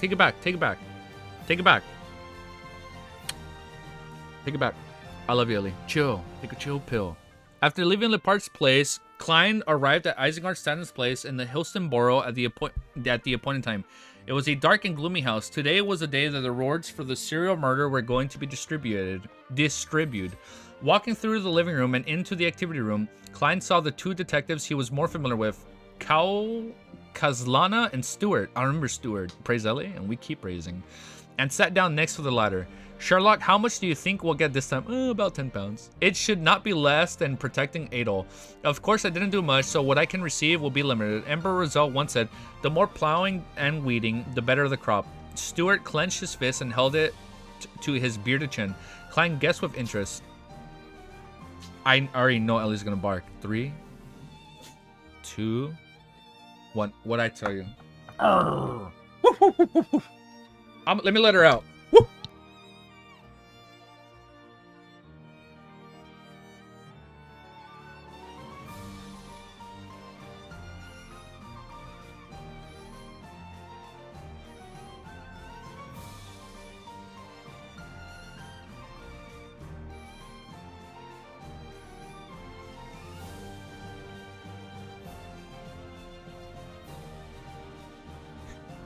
Fucking Ellie, man. She's so funny. I love that dog, man. I'm sad she's a year old, man. She's getting... Someone needs to clip that. How did I look? I was just running in circles. Oh, shit. Easy Beast Tamer sequence confirmed. Hey, low-key. That was a nice dance. You know what? That was a good duet. One would say that was a good duet. Next short right there. Yeah, that was pretty funny. My brother recorded me the other day when we were walking with Ellie. I took her off her leash and we were just playing and running. I looked fucking funny running in circles. That was the spirit dance. Yeah, that was the spirit dance. That was like the Beast Tamer dance. Let's keep going, dude. Let me find my fucking place before we continue. Let's see. Alright, I found my place. Klein guessed with interest. The split might be as high as a few hundred pounds, and even the lowest would be less than 10 pounds? That was a Beast Tamer special. Maybe we'll make that a short. And I'm the one that will get the higher end of the spirit. If Isengard Stanton's words were as credible as he had described, Klein added in his steered heart, at that moment a white-shirted, brown-vested Isengard with his white hair as his temples and a tiny contorted face entered the activity room while carrying his signature pipe. As the fireplace burned, he sat down in a reclining chair and said with a smile, "Ladies and gentlemen, I just got back from the Buckland police station. They acknowledge our contribution and they think we've been instructed in cracking the case. Although we didn't participate in the subsequent capture, we can still obtain half the bounty. In other words, we'll split 1,000 pounds in cash. This is considered quite a handsome bounty, even in Buckland. A single detective has to have zero expenses, no eating or drinking, and even resorting to sleeping on the streets for 4 to 5 days to amass this amount." The atmosphere in the living room immediately became relaxed. Everyone was filled with anticipation about the reward they were about to receive. Even Klein was no exception, as he guessed the amount Isengard would give him. "It should be at least 100 pounds, right?" he whispered silently. Isengard took a puff of his pipe, narrowing his eyes and said in a satisfied tone, "Everyone, thank you for your trust in me. I will now do the splitting. The biggest contribution is Detective Sherlock Moriarty." Round of applause, everyone. "The ideas and trains of thoughts he provided us have allowed..." He's gonna get 500 pounds, right? He's like, 5 pounds to Detective Sherlock. This fucking scammer's taking all my money. "The ideas and train of thoughts he provided us have allowed us to find more clues and put us on the right track. He's a genuine expert at deduction. Ma'am, Kazlana can bear testament to this. I still have a few letters from Detective Moriarty, and anyone in doubt can take a look." That's very fair. He actually didn't list himself as the biggest contributor. Klein turned to the great detective Isengard Stanton and viewed him in a different light. It's no wonder that he has such authority in the detective circles. Seeing that there were no objections, Isengard nodded and said, "I declare that Detective Sherlock Moriarty will be rewarded 300 pounds. Look at this, dude. Ooh, look at him getting money. Look at him. Look at him getting paid. Immediately, the detectives in the activity room broke out in whispers. From time to time, they looked up at Klein as if they finally recognized the brilliant detective whom Mr. Stadenham praised as the expert at deduction. What a generous man, a just man. Klein grinned and ultimately didn't act modestly. In the second place was Isengard Staden himself and Kazlana, who each received 160 pounds, with the rest of the detectives splitting the remaining 380 pounds, depending on their respective contributions. Even the lowest received 15 pounds, equivalent to 3 or 4 weeks of their usual earnings. This was the benefit of handing a majority case over with a high bounty. Stewart, who had received 40 pounds, was very pleased because he felt that he had only done 2 days of observation. Furthermore, the subject he observed ended up not being the final confirmed suspect. Of course, he had also paid a portion of the 40 pounds. All informants of the helpers involved in this matter had to be paid. After distributing the bounty, Stewart suddenly remembered something. He took out a piece of paper from his pocket and said to Klein, "Sherlock, I've recently accepted a missing person assignment that pays a lot. Try using your resources and help me pay attention to it. If the person is found, I won't forget your share." "Sure, no problem," Klein replied indifferently. Stewart handed over the piece of paper and said, "It's this man. He's been missing for nearly 2 weeks. As he's involved in some improper conduct or might even border on committing a crime, the client doesn't wish for us to seek the police help." Klein nodded slightly and unfolded the paper. He saw a black and white photo that was made through lithography. It was a man with his hair that was combed back in a slanted fashion, and there was a certain elegance in his property. Do we know this? I don't think we know this guy. The best detective in Backland? You know it. The great detective Sherlock Meyer. The one and only, dude. You're earning the big money. He was about 27 or 28 years old. He had a handsome appearance, but there was an undisguised air of arrogance between his eyes. His nose was high and his lips were thin. Right, his name was Stewart, recalled and said, Emil White. The vampire? Emil White? Klein suddenly turned his head to look at Stewart. "Ah, isn't the name of the vampire who's imprisoned in the basement by Father Utrosky." In Duke Negan's mansion, Audrey, who had been invited to a tea party, was listening to her mother and Duchess Della chatting about nobility matters with a slightly bored expression on her face. Her eyes swept across the 3-layer racks, the uniquely styled muffins, cake, and other delicacies tidbits. She felt that she had been indulging herself recently, so she lightly picked up her cup and sipped the black tea. After a while, she got up apologetically and, accompanied by the maid, went to the bathroom. As soon as she came out, she met a tall, middle-aged woman with slender eyebrows and a graceful appearance. It was Duchess Della, younger sister, the wife of a hereditary Viscount Lady Norma. After exchanging the formalities, Norma looked at Audrey and said with a chuckle, "I heard that our beautiful young lady..." Oh, we had a POV change. My bad. I thought they ended up at the same party. After exchanging the formalities, Norma looked at Audrey and said with a chuckle, "I hear that our beautiful young lady is very interested in mysticism." Oh, she's in. She mentioned mysticism. Yeah, she's with the psychology alchemist, right? "I heard that our beautiful young lady is very interested in mysticism." She mentioned mysticism. Could it be that someone from the psychology alchemist is here to test me? Audrey instantly entered her state as a telepathist. A little embarrassed, she lowered her head and replied, "Yes." Okay, alright. I'm liking where this is going. For real, what vampire? That's obviously... That's a great sanguini? Like linguini. Oh, that's funny. Yeah. Oh man. All right, let's pause and update. Let's keep going, man. 3:38. Let's just keep reading, you know? Let's just keep reading. Wait, bear with me 2 seconds before we keep reading. 1 hour, 4 minutes, 2 seconds. He butchered that.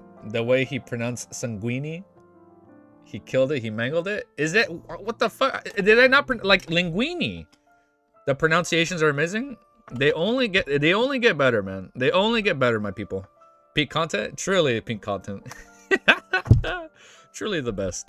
All right, let me do this quickly. Bear with me for 2 seconds.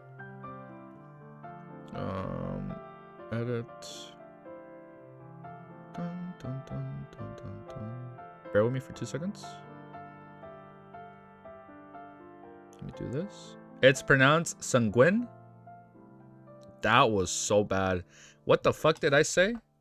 Sanguine? Sanguini?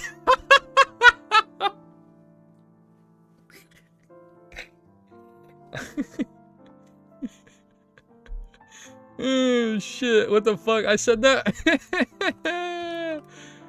Google Translate. That's so fucking funny. Sanguini. It wasn't sanguini. Sanguine. Alright, so it wasn't sanguini. How do we pronounce it? Sanguine. Sanguine. We truly butchered that word. Okay, sanguine. Sanguine? Sanguine. Sanguine. Sanguine. Sanguine. Sanguine. Sanguine. Alright, we're good. That's what I was trying to say the first time. I just messed up my pronunciation. Hey, I'm only human, guys. One would say a fool, which means blood. There's no way Leonard is wrong. We? No. This is a we thing. This is a we effort. Wait. It's Leonard. Leonard. What do you mean? It's Leonard. Leonard.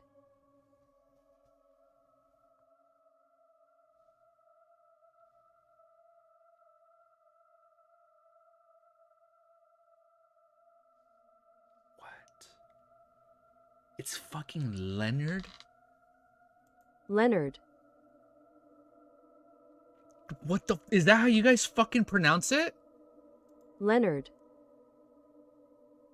It's Leonard? Leonard. We? Who's we? I don't speak French. Oui. It's Leonard?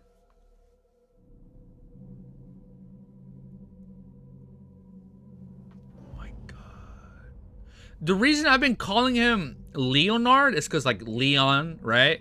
Leon from Resident Evil. Like, Reinhard, Leonard. What? Oh, my God.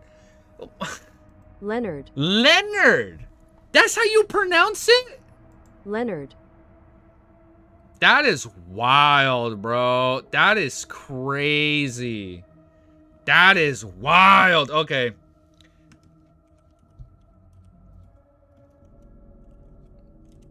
That is crazy. You know what? Keep that Google Translate open every stream from now on. You know what? That's a good idea. That has to be a clip. We could probably make... Yeah, fuck it. We'll make a clip. I haven't uploaded a clip in like over a month because at least the thing I was using... Bro, I almost fucking lost control right there. Holy fucking shit. I did not know that's how you fucking pronounce it. Alright, let's keep reading.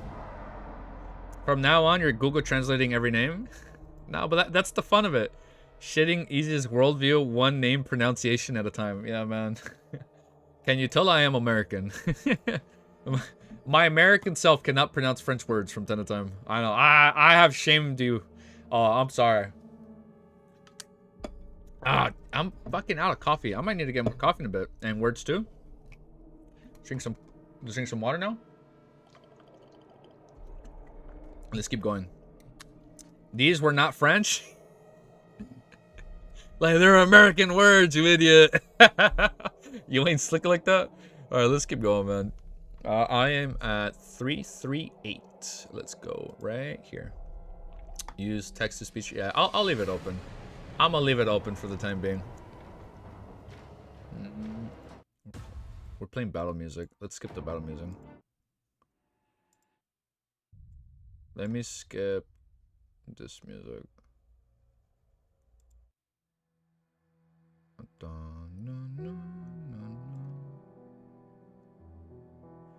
Let me do this. Beautiful. Okay. Put the volume up a little bit more. Sanguine, so it's not sanguini, is Latin or Greek. I knew that. Chapter 338 is called The Experienced Climb.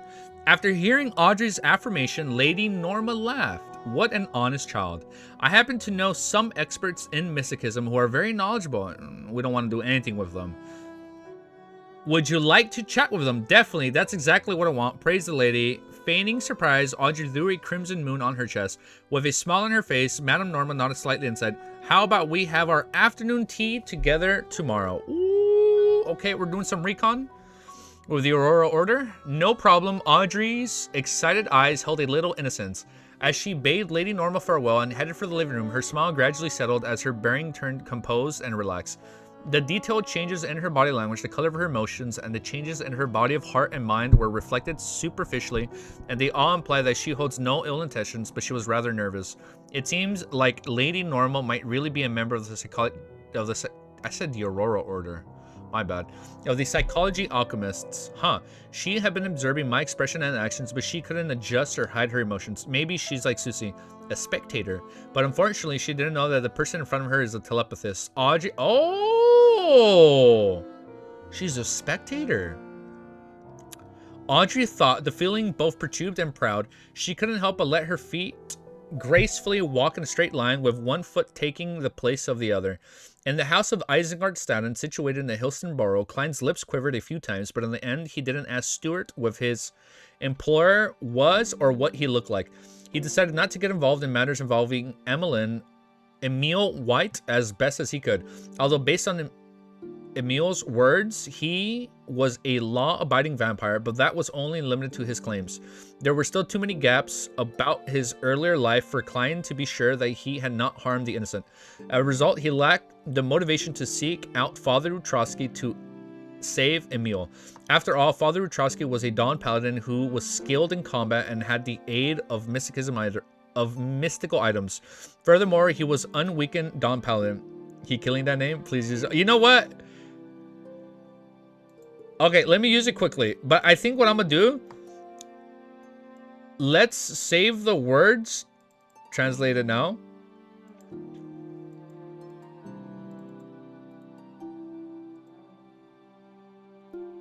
It's pronounced how? Emlyn. Emlyn. Emma what? Emlyn. Emlyn? Emlyn. Emma say what? Emlyn. Emlyn. Emlyn. All right, Emlyn. Emlyn. Oh, that's a lot easier. Emlyn. Emlyn. All right, we got it. Emlyn. Emlyn. I'm thinking of Emil. I don't know if you guys have played Nier Automata. I know that's not how you spell it, Emil. We fucking butchered that word, huh? We butchered that fucking word hard. How do I pronounce it again? Fuck. Emlyn? Emlyn. Emlyn. Ah. It's Welsh. Welsh was detected. It means jewel. Oh. Look at that. We did. We are a good team. I hope you guys know that. This deserves its own subsection in videos when it's posted. You know what? I think that's fair. I think that's a good idea. When we go through pronunciations, and then we just turn those into shorts. That's funny, dude. All right, let's continue. Emlyn. Okay. Now that we know the pronunciation, although based on Emlyn's words, he was a law-abiding vampire, but that was only limited to his claims. There were still too many gaps about his earlier life for Klein to be sure that he had not harmed the innocent. As a result, he lacked the motivation to seek out Father Utrowski to save Emlyn. After all, Father Utrowski was a Dawn Paladin who was skilled in combat and had the aid of mystical items. Furthermore, he was an unweakened Dawn Paladin. Besides, it would make it easy for him to expose his true identity to Father Utrowski and Emlyn White. Let's hope that he can gain... Oh, and since Emlyn is Welsh for jewel, he's like a white jewel. Ah, he's like a shining white jewel. Very poetic for a vampire's name. I like it. Let's hope that he can gain the approval of the powerful priest as soon as possible and finish this sentence to be let out on patrol. In his heart, Klein tapped 4 times in a clockwise fashion for Emlyn White. After the bounty was divided, the detectives took their lives and Klein was given the best treatment. He walked out the door by the great detective Isengard. Holding his pipe, Isengard coughed lightly and said, "There are still some suspicion points about the serial murder case that we haven't fully understood. There might be even more ferocious guys hiding behind the killer's pack. You must be careful not to spread the word that you played an important role in this case. It seems like the official Beyonders also suspect the gigantic devil dog has an owner." He does. Klein replied solemnly, "I know, I had my own guesses about this too. Mr. Stannen, you have to be careful as well. You were the only one who gathered us, and you're a major partner of the police." It's him, bro. You don't need to hide. It's Isengard. Isengard put the pipe in his mouth. I am gonna lock in on this theory that Isengard is the dog owner. Isengard put the pipe in his mouth, then he took it out and said, Sherlock, I guess I'll call you Sherlock. You can rest assured that although I'm no longer young, I'm still an out... He's not young because in his younger days, that's when he was helping that dog. I'm still an outstanding fighter, an excellent marksmanship with an instinctive vigilance. I wonder what he used it for back then. Furthermore, you have a high probability of being a Beyonder, not from the low sequences. I just wonder which pathway you belong to. Klein thought for a moment and said, Mr. Saturn, you don't seem to be a native from Buckland. You're Backland. Your accent is closer to that of Civilis? Civilis? Civilis. Isn't syphilis like a disease? Shit, I can't copy and paste words from where I'm reading. It just lets me copy the whole thing. Bro, so cooked and suspecting Isengard. Oh, I can't copy the word. You guys have to type it for me. Okay. Wait. Laus? Wait. Okay, last word?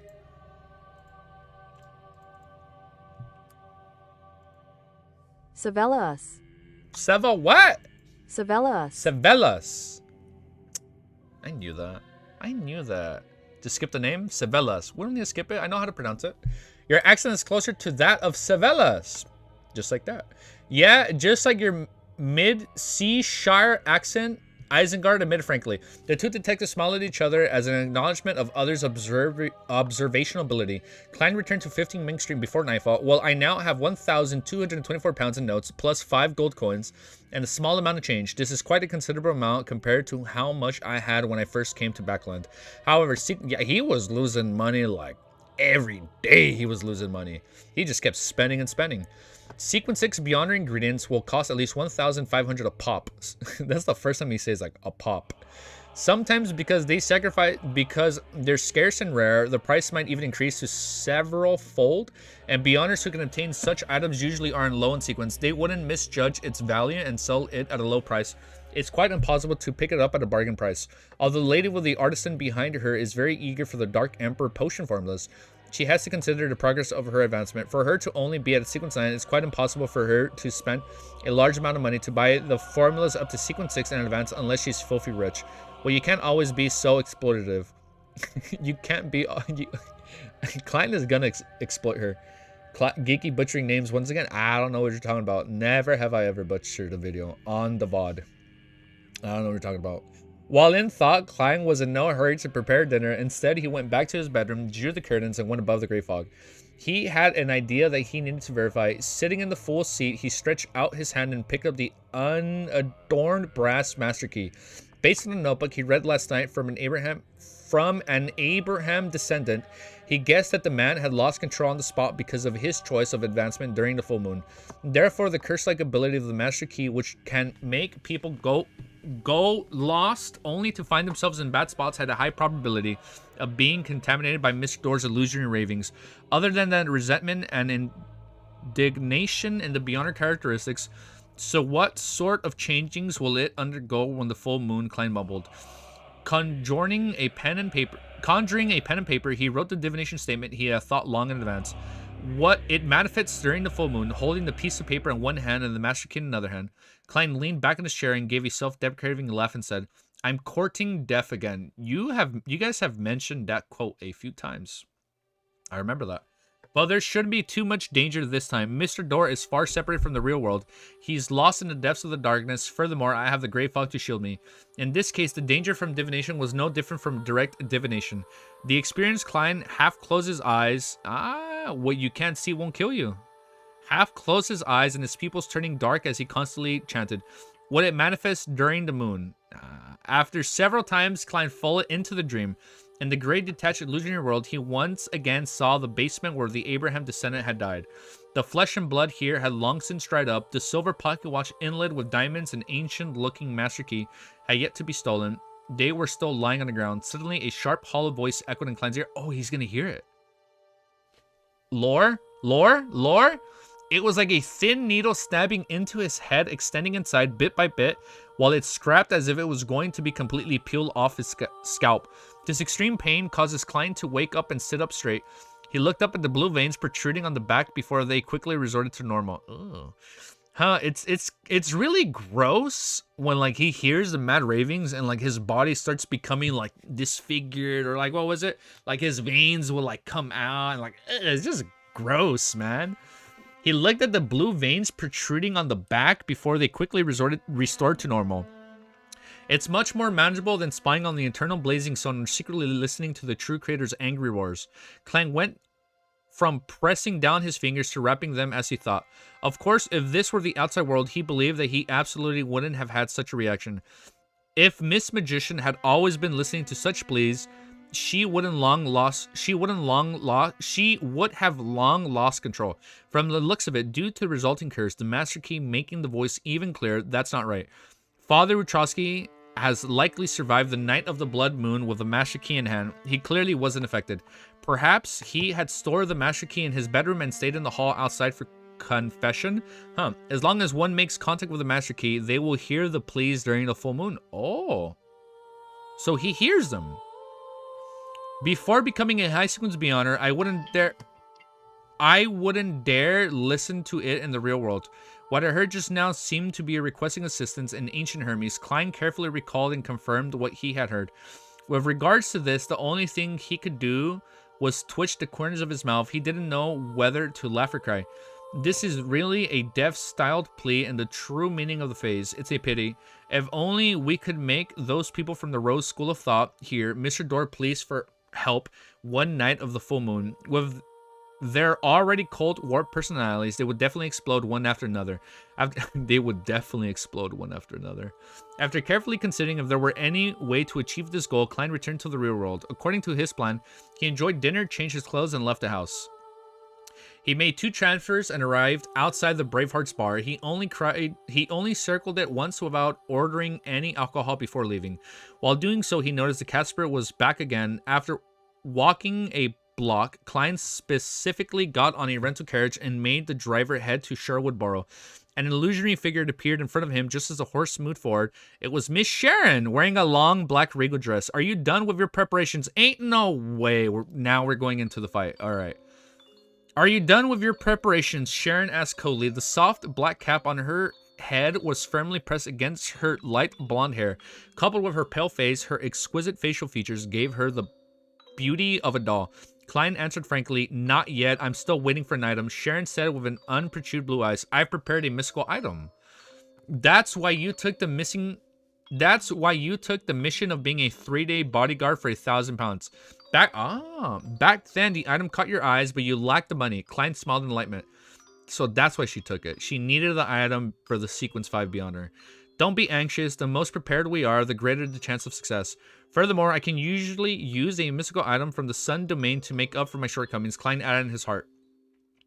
Seeing that Sharon had stopped talking, he said, I came here today to get you guys to help me an experiment. What is it? Sharon asked simply. Klein said with a serious and trustworthy expression, according to Merrick's description, I think your curses are different.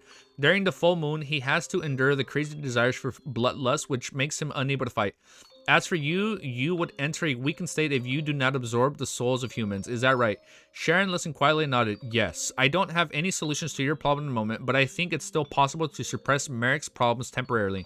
For example, taking appropriate medicine and letting him be in a state where he does not have any emotions. That way, during that time, he won't be in pain and he will be able to participate in battle. Klein expressed his thoughts. Sharon shook her head and said, it doesn't work. Such medicines is no longer effective against men. No longer, in other words, it had worked before. Klein thoughtfully asked, why? He had injected too much in the past, so he grew immune to it. He had injected too much in the past, even if he changed types, it'll only be effective for the first 3 to 4 times. We're unable to find any new types, Sharon said, suddenly turning silent as though remembering something. Hearing her words, Klein immediately smiled. I have a different kind of sedative here from the Apocryphy.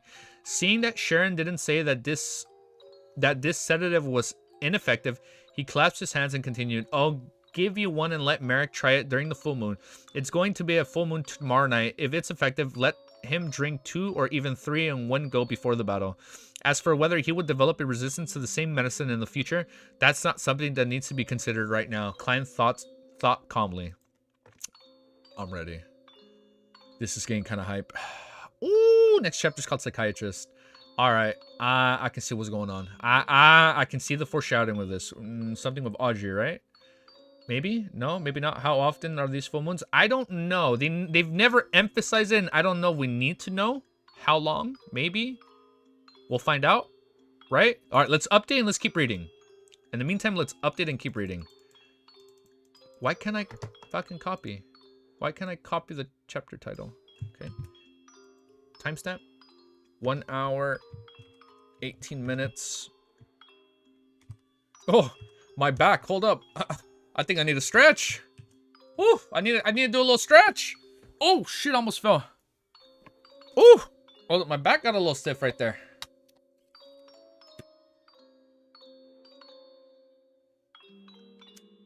All right.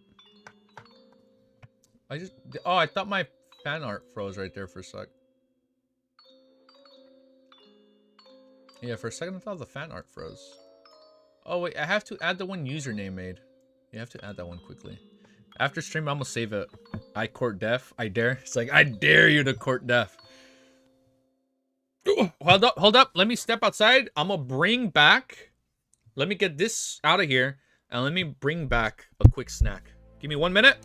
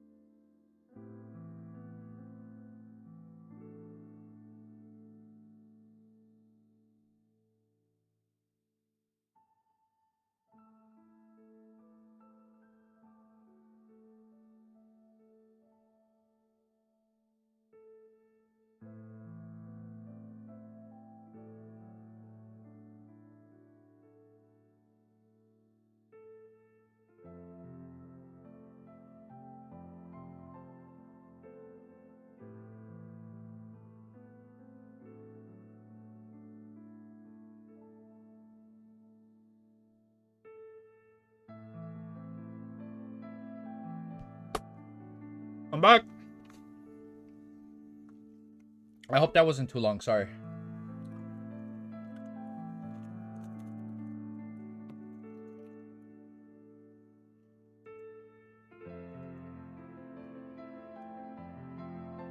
Good call.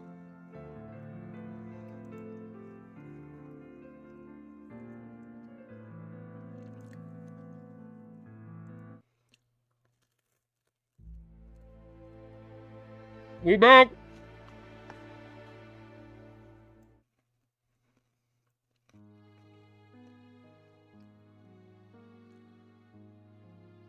Wait, hold up. I have new video game music playing. Let me finish this, and then I'm not gonna play this. I'm gonna restart the playlist. That way, if this music can't be played or not, I'll take it off the playlist, and it won't affect the reading part that has to be muted. Hmm?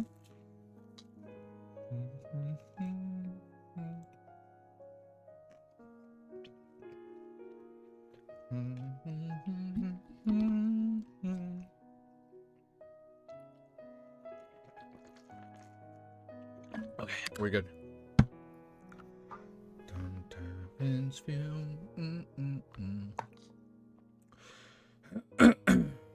Children of the people.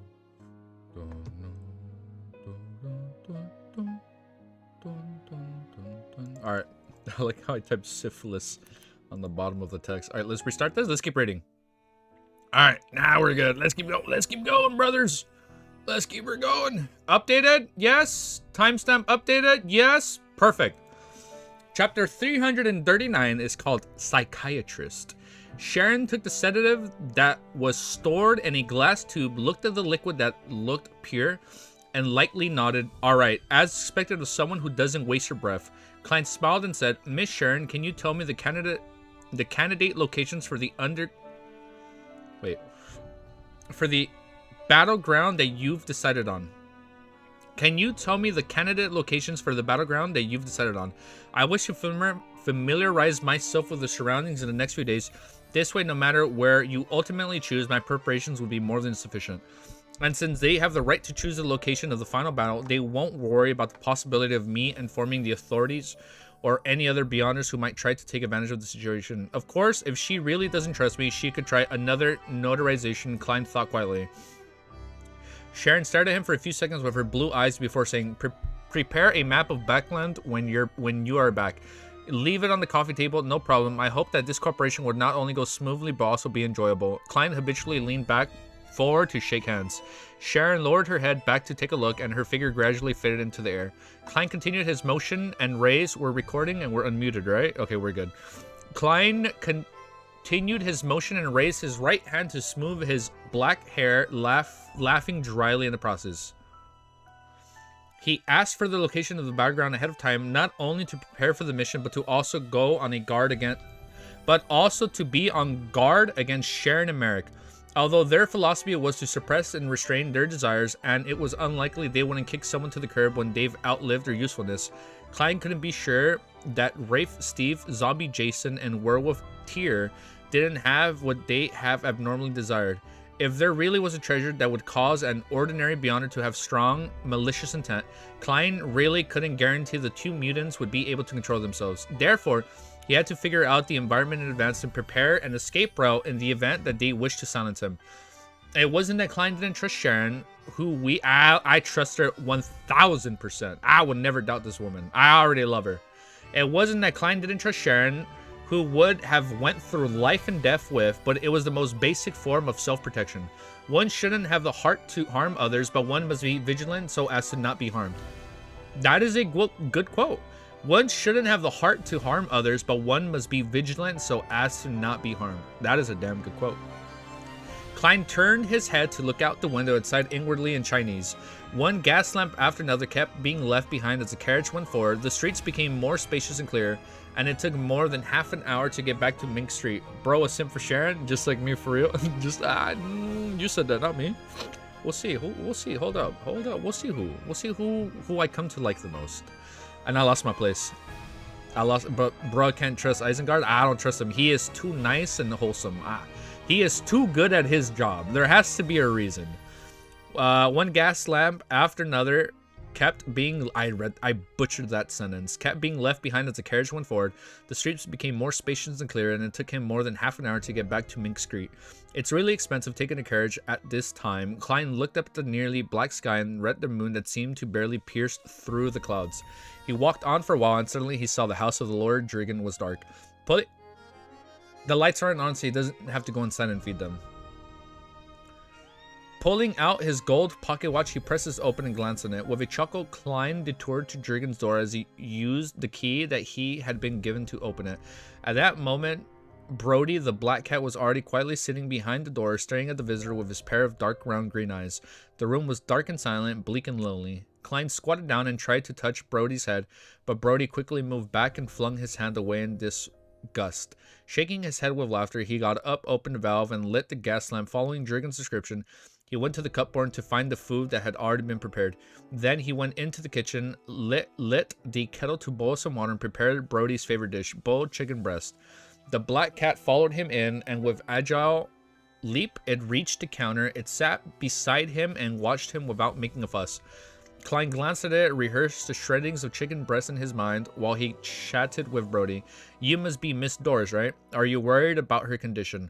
Lord Drigan didn't come home today. Are you feeling lonely and uncomfortable on your own? Do you feel like you lack a sense of belonging and are exhausted? As he spoke, Klein's voice slowly faded into silence.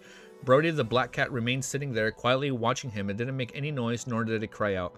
Audrey was invited to tea at Lady Norma's house. These are the mysticism experts that I mentioned. Lady Norma introduced the distinguished guest warmly. This is Mr. Hilbert Alucard, a psychologist. I'm burping. I'm sorry. Goat indeed. Sighed inwardly. Who's the goat? I'm the goat? You're the goat. Who's the goat? Who is the goat here in this sentence? Who is the goat in this stream? These are the mysticism experts that I mentioned. Lady Norma introduced the distinguished guest warmly. This is Mr. Hilbert. Oh, Mr. Hilbert Alucard. Oh, Alucard. A psychologist and a jewelry designer.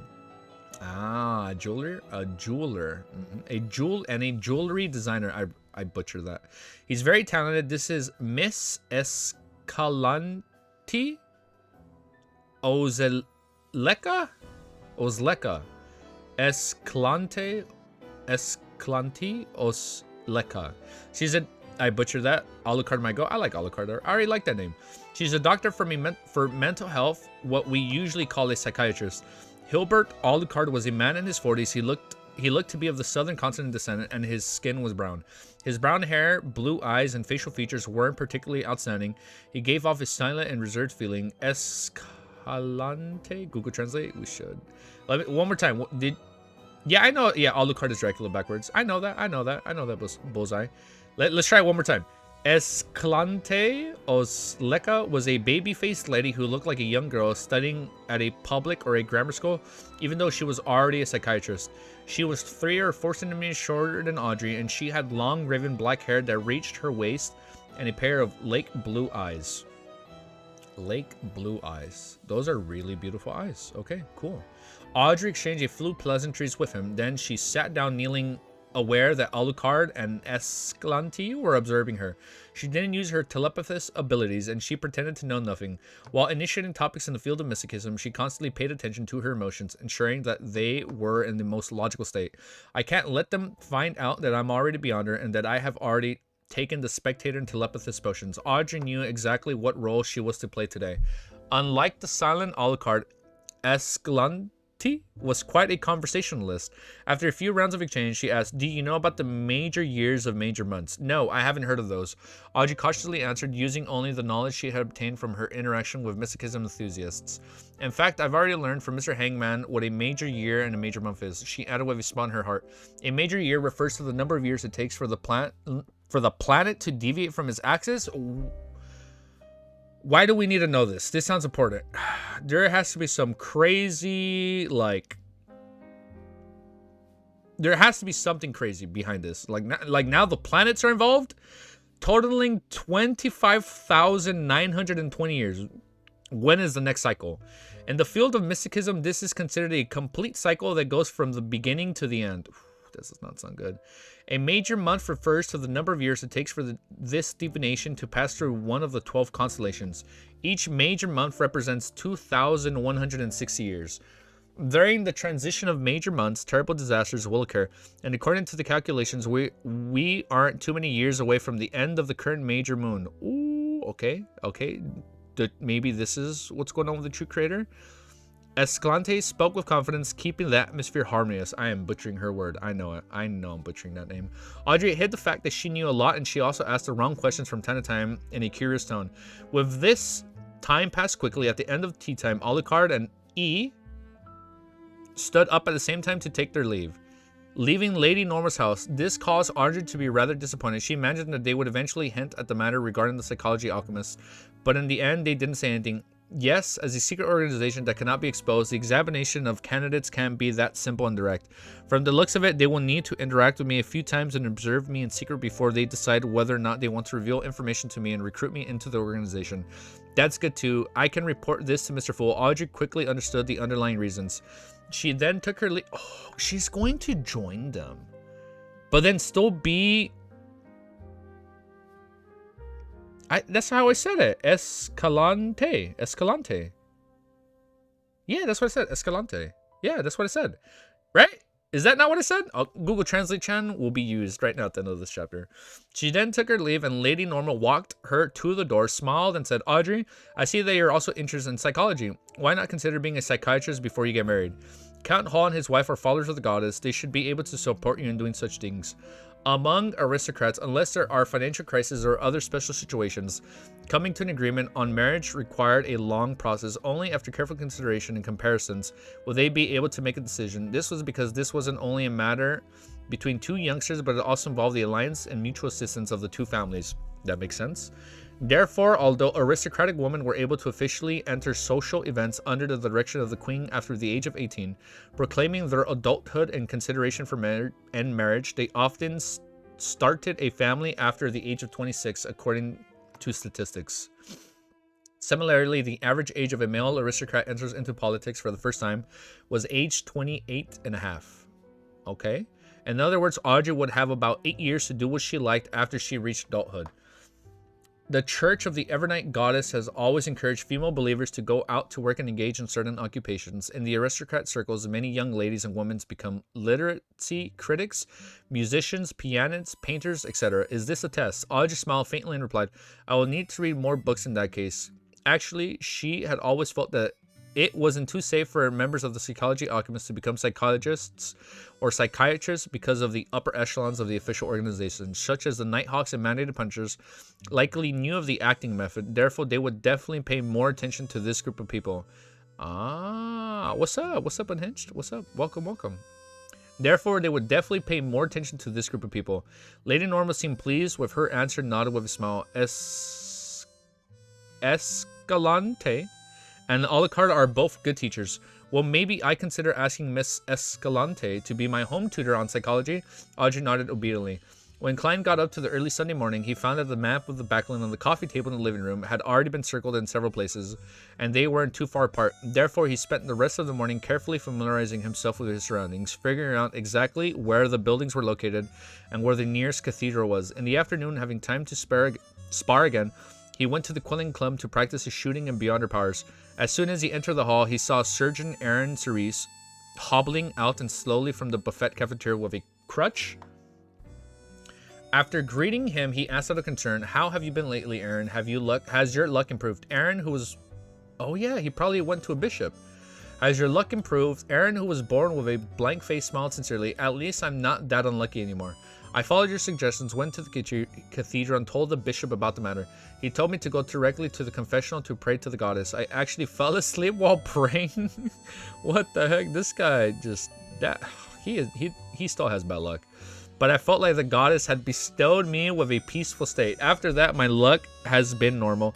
Praise the lady." He drew a crimson moon on his chest. "According to my experience, it was likely a particular sequence of a nightmare who caused you to fall into a deep sleep." Man, imagine like Dunn Smith like lives on in your memories. No, like no, not in your memory. Like he lives on in your dreams, right?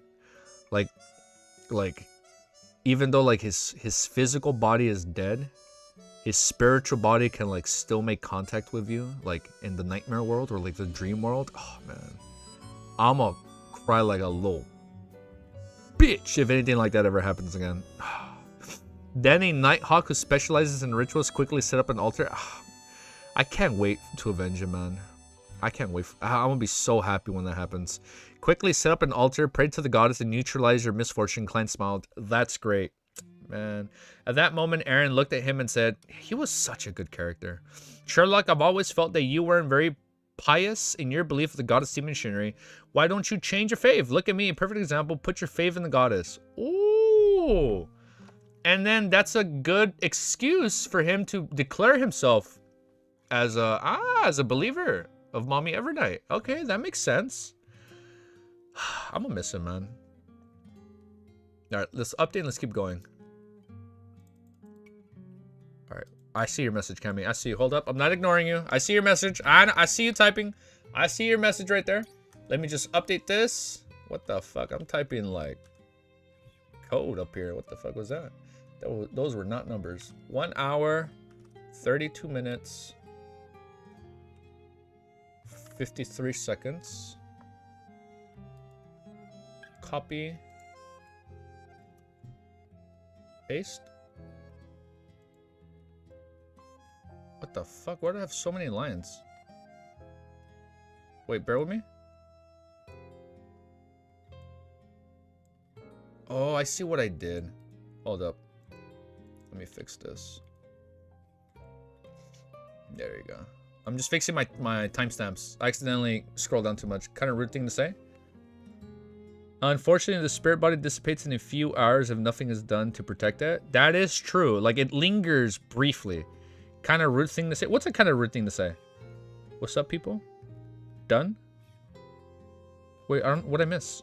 Wait, sorry. I don't know what I missed. My bad, Bullseye. If I said something rude, I apologize. My bad. All right, let's keep going. Everything's updated. Wait, nope, not everything. We need to update up here. 340. This is good. Let me take it up a bit. Beautiful. Change your faith in not talking about him. Oh, like change your faith in not talking about him. And then you won't talk about Dunn? Oh. Oh, no, like, I meant, like, oh, if he, like, officially changes his faith from Steam Machinery to the Evernight Goddess, then it's, like, he can technically go back to the original faith he promised to. And then, just in case he ever slips up. No, I mean, not talking about that guy. What guy? No, I mean, not talking about that guy. Oh, it's kind of a rude thing not to talk about Dunn Smith? Yeah, I get you. I know. I miss him, man. I want, like, a whole, like, volume on just, like, his, like, upbringing on the Sleepless Pathway and, like, more on, like, Madame Dally. Oh, man. I need more on them. I want more on the original cast, man. Like, I want more on the original Nighthawk members, like we met, like, in the beginning of Volume 1. I missed them, man. I missed the old gang, I'm not gonna lie. How's your day? I'm reminiscing on the good old days of Volume 1 with the Nighthawks. But I'm doing good. It's been a good day. Yeah, I mean, we won't be streaming super late until nighttime, but I figured if we stream early, I think we're good. But I'm ready. Let's keep going. Everything's updated, and we're good to go. Alright, chapter 340 is called Past. Aren't you making things difficult for me? Upon hearing Aaron's request, Klein almost drew the crimson moon on his chest, but he ultimately resisted the urge and replied very seriously, perhaps there's something about my behavior that has led you to misunderstood. But I have to tell you, the faith is something that cannot be changed after it's decided upon. Oh. Aaron immediately raised his arms and made an apologetic gesture. I'm sorry that I misunderstood your faithfulness. I shouldn't have taken your faith as a joke. Alright, our differences in faith do not prevent us from becoming friends. Klein wiped away the fake expression he put on and smiled. That's not true, and faith sick and faint Potter, they can only accept one faith. And in comparison with so many churches and coexisting for more than 1400 years, Lowen and Intis are much more open in this respect. Before Aaron could answer, he casually changed the subject. Did you see Will Ossipiton? Again, I'm returning. I read that wrong. Why are you guys talking about birds? Oh, he's getting closer to the bird? Oh, did you see Will again? I'm referring to the kid that had one of his legs amputated. The one who said that your luck would turn for the worse. He was certain that the Nighthawks would follow the clues provided by Aaron, so he wondered what the outcome was. He was curious if the child who changed Aaron's luck still had the tarot cards in his possession. No, I haven't seen him since he left to the hospital. Aaron shook his head. What a pity. The Nighthawks can find his address according to the hospital records, and it's not convenient for me to be involved. Of course, the child might be moved away long ago. After a brief exchange with Aaron, Klein decided to head to the underground shooting range, familiarizing himself with his free revolver with ordinary bullets. At this moment, two more acquaintances came in. One was a member of the National Atmosphere Pollution Council, Coim Company shareholder Mam Marion. The others were Klein landlords Stelline Samir. We haven't seen her in a while. They were all wearing relatively light skirts, making them look much younger. According to the rules of the club, each member could only bring in one additional person. Therefore, Mary's maid and her bodyguard were left in the reception hall. Klein politely greeted them and praised them out of courtesy. Ladies, you two are as beautiful as ever today, yet there is a beauty that is different from your usual beauty. Having come into contact with a lot of important figures recently, Mary smiled and said, Roselle said that exercise is a necessity of life, and Stelline is always at home dealing with trivial matters. Even when she's out, she would be participating in parties and listening to operas. Her health is much worse than it used to be, so I brought her here to play tennis and squash. With her high cheekbones, she looked around and saw a member of the House of Commons and two other members of Parliament of the greater Backland area. She then turned to Stelline and said, I see someone I know. Excuse me while I head over to greet them. You can wait for me at the library. Alright, compared to Mary, Stelline was clearly much prettier towards this lady. She seemed very respectful and docile. After Mary had gone some distance away, she slightly raised her chin, looked at Klein and asked, Mr. Moriarty, you seem very busy these days. Yes, I worked with a lot of detectives to help the police investigate the serial murder case. We came to a certain contribution and received quite a sizable reward, Klein answered truthfully. Stelline covered her mouth with her hand. Really? What did the murderer look like? Why did he kill those ladies? The newspapers have been very vague. I'm sorry I have to comply with the confidentiality clause. Klein definitely made up an excuse. It's not like I can tell you that it had a body of a black fur, a smooth glistening tail, and that it likes to run on all fours. Klein lampooned inwardly. Stelline nodded regretfully, and then she asked curiously, so how much did you get? It was split among quite a number of us. Klein didn't answer directly. Was there 50 pounds? Stelline processed. Yes, Klein. Was there 50 pounds, Klein? Was there 50 pounds? Stelline pressed. Yes, Klein nodded honestly. Stelline Simmer smiled. You earn a lot more than I imagined. You really are a capable detective. No, it's like, now I'm gonna raise your rent. Acceptin? Acceptin. Acceptin. Acceptin. Alright, I'll remember it. Thank you. Thank you, Lost from Light. Thank you. No, it might take years to come across such a case. Klein smiled and shook his head. No matter what you have proven, your abilities... Stelline? Her? Occipitan? No. Stelline's eyes looked like they were thinking as she said, next Sunday, Luke and I will be hosting a party at home. I hope you can come. I'm sorry, I was very presumptuous. I'll have my maid send the invitation to you. Heh. There will be a lot of unmarried ladies at the party, and their fathers or mothers will have decent jobs, and their families will earn more than 200 pounds a year. Some of them have part-time jobs, and they can do that at home, such as being a typist. They're all very excellent women. This is a blind date party. Miss Stelline has approved of my ability to make money as a detective, and she plans on introducing me to a girl. But in her eyes, I am only fit to be with a woman of that level. Many thoughts flashed through Klein's mind, but after considering the need to maintain their neighborly friendliness and the trouble of preparing his own dinner, he agreed with a smile. If all goes well, I'll be there on time. Stelline smiled and said, then Luke and I will be awaiting your visit. She left without another word and entered the small library of the club, while Klein proceeded to practice his shooting and beyond her powers in the small enclosed shooting range. At 9 o'clock at night, Klein was sitting at the desk watching the crimson moon gradually pierce through the clouds, revealing a full body. The water-like red veil oh, it's a full moon. A full body? The water-like red veil slowly spread out, and time passed by minute. When it was 10:15, he heard illusory pleas that seemed layered. Klein easily guessed that it was from Miss Magician. Closing the curtains, he switched off the lights, took 4 steps counterclockwise, and went above the gray mist. Oh, okay, now they're going to be speaking 101. There, he reached out to touch the shrinking and expanding crimson star. In a split second, the hazy figure of Force appeared on the chair with the symbol of a layered door. She let out a sigh of relief, stood up, and bowed. Honorable Mr. Fool, you have saved me once again. That's not something to worry about, Klein replied in a very light, casual tone. Force was left speechless and sat down again. She was considering what had just happened, so she didn't say anything. As for Klein, he didn't take the initiative to bring up any subjects in order to maintain his image. Within the towering place, which looked like a giant residence, the silence quickly transferred into the main theme. When Force snapped back to her senses, she suddenly felt that this atmosphere was a little oppressive and uncomfortable. During the gathering, there still Miss Justice, Mr. World, and company. There was no need to worry about complete silence, but now there's only Mr. Full and me. What should I do? This pressure is stiffening. I need to say something. I have to. I can't just sit here like an idiot. That's Mr. Full. He certainly wouldn't care about anything, but I'm so nervous and restricted. Force suddenly felt as though she found herself alone with her boss when she first entered the workforce. Although Klein wasn't a spectator, he could clearly see Miss Magician's restraint and knees. He smiled and said, maybe you can tell me how you became a Beyonder. For example, how you obtained the apprentice formula and that bracelet. Klein silently added the real question he was trying to get. Forrest relaxed a little and recalled, that was almost 3 years ago. I just graduated from Backlund Medical School. With my father's help, I entered a private clinic with pretty good benefits. My father already settled down in East Balham back then. Ever since the safe sea route to the southern continent was discovered, the outstanding youth of the kingdom started spreading their footprints to every corner of the land.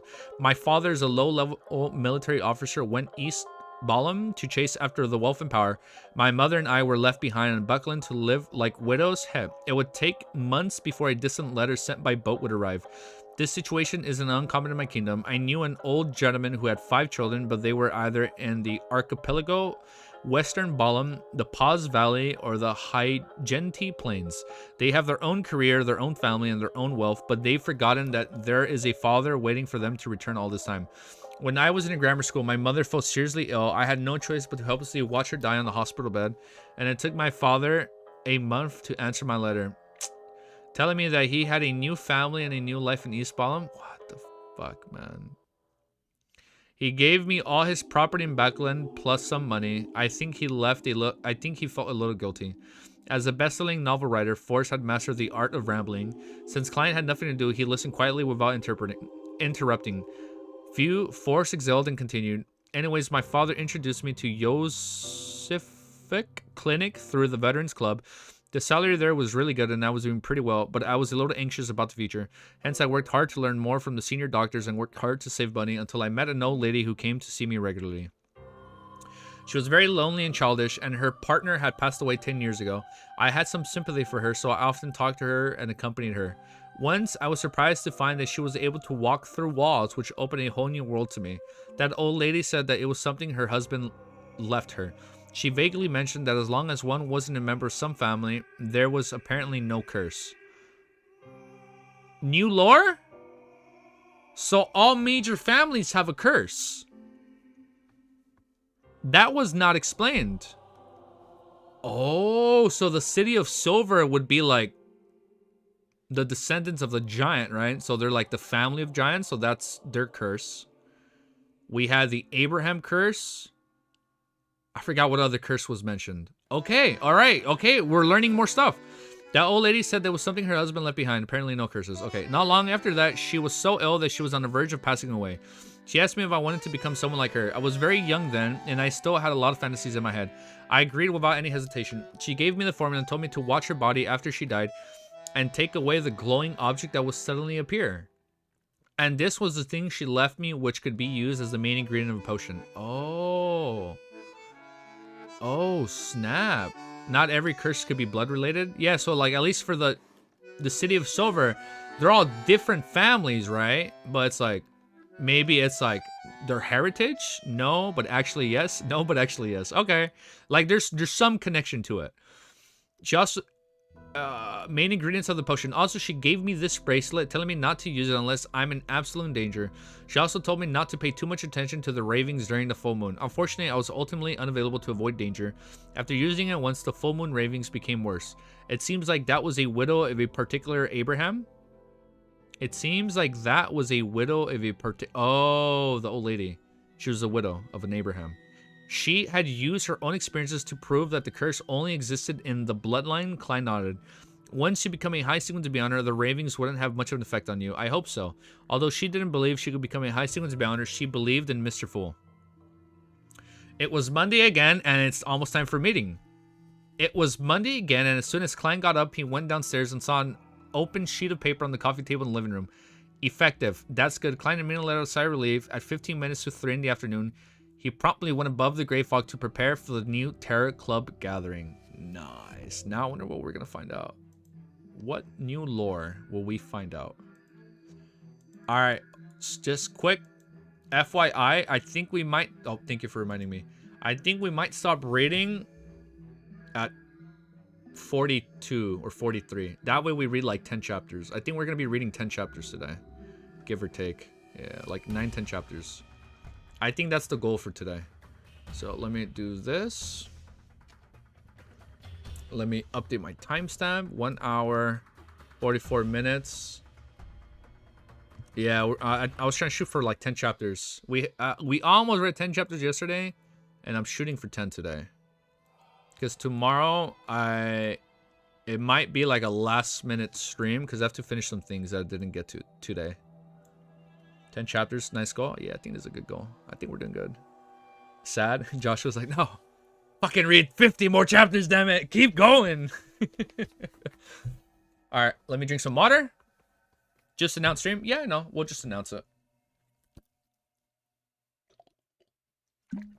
Read till 250? Oh, man. No, I don't think I can go to 250. Yeah, no, I probably won't be able to go to 250. Yeah, I would, but... Nice. Do remind me when you can so you can get the music I sent you and let them run while you do something else. I think I am going to play some of the music right now. Once we read the 10 chapters, like once we finish the meeting, once we finish our gathering, I'm probably going to like keep the stream going for a bit and just play some of the music just to see what happens. Yeah, that's the plan. And I was playing some other Final Fantasy music at the very end. So I'll see if that gets picked up or not. It might not get picked up. I think we're good. Will you stream the same time tomorrow? No, tomorrow I won't stream at the same time. So tomorrow I'm gonna stream at the usual time. Like this time, I think I can stream at this time on Saturdays. I think I can stream at this time on Saturdays. Yeah, but it's like for me to do that, I need to make sure I sleep early on time this whole week. Stay consistent with like gym, work, stream. And then spend quality time with Miss Easy Geeky and my friends. And then I think we're good. And then Saturday, I can stream at this time. I think it can work out. I think we can make it work. All right, let me drink some water and we will continue. I think we can make it work. All right, let's get the next chapter ready. 144. All right. How many chapters have we read since the Great Blackout? I think we're like in the 20, right? No, before. I forgot where we took out Leonard. I feel like we've been reading at a pretty good place. That reminds me of when I'm gonna restart working out tomorrow. What do you mean restart working out? You start right now, bro. Do one push-up. That's it. That's all it takes. One push-up at a time. And then eventually we start hitting the gym little by little. All right, next chapter. Chapter 331 is called Private Communication. The sight of the towering stone pillars that supported a high dome and the modeled an ancient long table that appeared to have been placed there since hundreds, if not more than 1,000 years ago, entered the eyes. Although Audrey Hall had seen this scene many times, she would still feel a kind of shock that came from the bottom of her heart the moment she arrived above the gray fog. Out of the we're going from her point of view? Out of the corner of her eye, she scanned the surroundings and didn't see any new members. She then looked up and bowed to the person in the thick gray fog. Good afternoon, Mr. Fool. As she spoke, she suddenly saw a card covered with a complicated pattern on the table of the right fool. The card of blasphemy? It was lying there quietly, casually, looking like an ordinary object. Is that the card of blasphemy that hides one of the paths of the divine? Audrey immediately understood after the fool nodded in response. She subconsciously glanced at the hangman, the sun, the magician, and she found that they had also noticed the card that didn't exist in the past. However, their eyes and actions revealed I thought it said donuts. revealed their doubts and astonishment, as well as their inevitable conjectures. After all, a card that could be placed by the mysterious and lofty Mr. Fool was definitely not an ordinary item. Well, Mr. World's reaction is a little odd. He's not even looking there. Is he able to hide his thoughts so well? Is he really the nemesis of a spectator and a telepathist? Audrey quickly decided that other than Mr. Fool, the card of blasphemy was known only to herself. This made her feel, that's true. Yeah, only they would know. This made her feel quite proud. It was a feeling like sharing a secret with her parent when she was young while she kept her two elder brothers in the dark. That's a card of blasphemy created by Emperor Rizal, a treasure that countless beyonders in the mysterious world dream of. Audrey took the initiative to raise her hand after the magician, the sun, and the others did their greetings. Honor Mr. Fool, I have something I would like to report to you alone. Alone? Oliver frowned slightly as he subconsciously tried to guess the content but was without any clue. Derek and the others were also curious, but they didn't think too much about it. Klein nodded slightly and waved and said, sure. Frankly, he had no idea what Miss Justice was just going to report him. After waiting 2 seconds, he blocked off the senses of the rest of the members and gestured to Justice. Audrey sat with a dignified posture and said with a sincere attitude, Mr. Fool, as I had asked to purchase a spectator formula at a Beyonder gathering, there have been 2 suspected members of the Psychology Alchemist who came in contact with me recently. Oh, that's what she was going to say. Recently through certain nobles. I'm inclined to join them, but only I can guarantee but my own safety. What is your opinion on this? I've attached great importance to this. Psychology Alchemist, from the evidence from the various sources of information, is not considered an evil organization. At present, they might not have a deity that they believe in. Eventually, they'll believe in the Fool. Its main mission is to explore and research one's mind, consciousness, psyche, and spirituality. It's more like a scientific self-help group. Of course, among Orthodox churches, it's also a form of a sacrilege, since they believe that everyone's spirit belongs to God. And according to Dexter Guderian, the upper echelons of the Psychology Alchemists definitely have an inclination, the original creator, the God that created everything, and they worship him to a certain extent, a rather primitive form of worship. Many thoughts flashed past Klein's mind and finally said with a smile, if you think it's suitable, you can do so. Ooh, look at that. Bro, don't talk about donuts. No, do not succumb to the donuts, Cammy. No, we gotta hit the gym, guys. We gotta be consistent. If you encounter a problem, you can seek help from the Terror Club. Thank you for your suggestion. Audrey instantly felt relieved. Klein thought for a moment and added, using a calm and leisurely tone. Inside the Psychology Alchemist, there are people planted by the churches, such as informants of the mandated punishers and Nighthawks. You have to know how to hide and conceal yourself. Oh. Mr. Fool is so nice to remind me to be careful. Audrey slightly bent her eyes and replied with a shallow smile. In the future, there will also be an informant from the Terror Club inside. Yeah, that's what I'm thinking. In the future, there will also be an informant from the Terror Club inside the Psychology Alchemists. Miss Justice, you haven't even joined, and you're already thinking of betraying them. That's a good double agent. That's a good double agent. Now, I really hope there's not a bad double agent. I'm liking her right now because she's going to be a good double agent. Like, now we have an informant on the inside. I don't want it to be the other way, where they have an informant on the inside. After reporting I skipped a line. Miss Justice, you haven't even joined and you're already thinking of betraying them. Klein silently drew an invisible crimson moon from the Psychology Alchemist. Message deleted. Ooh, maybe we're on something. Okay, never mind. After reporting the matter of the Psychology Alchemist, Audrey wasn't in a hurry to end the conversation. Instead, she said, Mr. Fool, I've memorized another 2 pages of Rizal diary. That was also why she had asked to speak to him in private. She had conjured Rizal's diary and given it to Mr. Fool under the witness of the magician, for she could imagine that at the end of the gathering, Forrest would immediately come to her and borrow those Rizal notes she had bought in the past, and with regards to this, the goddess could prove that Mr. Fool had seen them all. I forgot to do so previously. One of these 2 pages, I'll find an opportunity to tell Forrest that the Rizal notes I bought were torn apart by Susie. Yes, torn apart into pieces that cannot be restored. I'm sorry, Susie. Audrey repented in her heart. My dog ate my homework. What a good excuse. Very good. Klein knocked gratefully on the edge of the long bronze table and helped Miss Justice conjure the diary pages. When he had the 2 pages in his hand, he cast his eyes over only to have his smile gradually stiffen. The first line of the journal read, 6th of March. Damn it, I've almost constipated from eating the food here.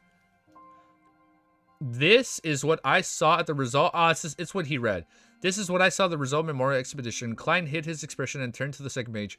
He found that the contents were still compliments and novel experience of Rizal's earlier days of his transmigration. They were of no particular use. He controlled his expression and smiled.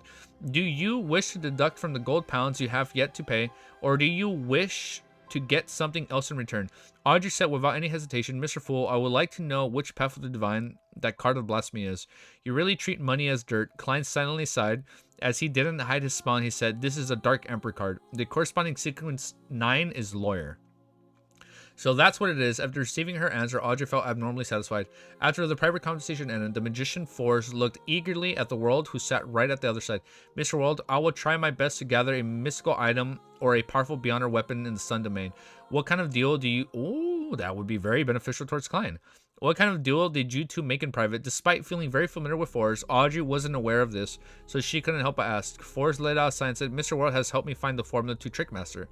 Mr. World sure is capable at finding formulas. Does he have extensive and reliable resources and connections in this field? Audrey listened in surprise. The hangman Alger concealed his solemn expression, once again reevaluating the world and raising his assessment of him. As for Derek, he felt rather expectant. He hoped that after he finished digesting the light supplicant potion, Mr. World would be able to easily find his formula for Sequence 7's Solar High Priest. The World laughed hoarsely when he faced with his numerous gazes that were staring at him. Miss Magician, before you purchase it, it's best that you chant Mr. Fool's honorable name and request that he pass the relevant information to me. Yes, I have already sought Mr. Fool's permission and he has agreed to help. If I'm not satisfied with the items that you have set for your eyes on, perhaps I will consider switching to another request. Klein now had 3 alternatives for the items in the Sun Domain, so he planned to compare them before making any finalization. One of them was a brooch with old Mr. Eye of Wisdom he had mentioned. It had the effects of purifying any warding off evil spirits and letting the wearer use a portion of the spell in the Sun Domain. The negative effects was that the wearer would never feel cool, forever stuck in hot and irritable state. Klein found the mystical item only okay, and since the price could be close to 2,000 pounds, he was unable to afford it. Even if he had sold it to the briber formula, there he planned to wait for a few days. If Miss Magician and the Lady of the Artisan backing her couldn't find something better, then he would cash out the formula and buy the brooch. Okay, I'll give you the information no later than tomorrow. Forrest had confirmed that Mr. A would be hosting a gathering that very night, but she had given herself another day for an unexpected outcomes. When the conversation was over, Alger looked around and said, as if he had already prepared a draft, I recently took on an investigative mission. I'm not sure if you have any relevant leads. In the past 2 to 3 years, many original native tribes of the southern continent have been plundered and all their people were taken away. In the various colonies on the islands at sea, some slaves have also mysteriously escaped. Such situations have not happened in a long time since the countries of the northern continent abolished the slave trade. Have you all heard anything that's relevant? His eyes swept over just as the magician of the world, but he didn't look at the sun. How could a boy trapped in the city of silver inside the forsaken land of the gods know about what's happening outside? Audrey carefully recalled the conversation she had at the many noble gatherings, but after a while she said, no, I've never even heard of such a thing. The magician in the world shook their head. Is this indicating that the slave trading and the black market is flourishing again?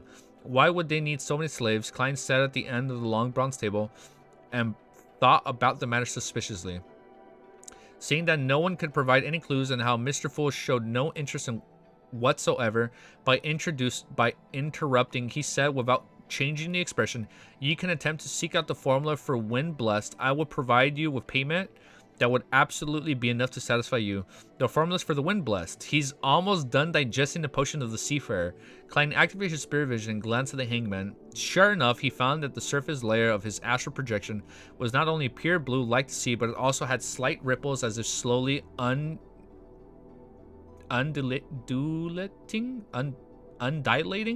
If I do the math, it took Mr. Hangman nearly 4 months to digest Seafarer potion. He's often at sea. Audrey also made a judgment based on what she had observed. Another point that Forrest paid more attention to was that Mr. Hangman was likely a Sequence 7. A mid-sequence beyonder, she nodded indiscriminately and said to herself. After the hangman finished announcing his mission, Derek raised his hand and said with some apprehension, I've already assigned to go on a mission. I will be heading back to the half-destroyed temple that I mentioned previously in the near future. Yes, the one related to the fallen crater. The leader responsible for this operation is Shepherd Elder Lovia. Do you have any suggestions? Wait, that's the one we heard about her. Oh, bye. Yeah, have a good day. I'm leaving. Bye, guys. Hey, I hope you have an amazing day.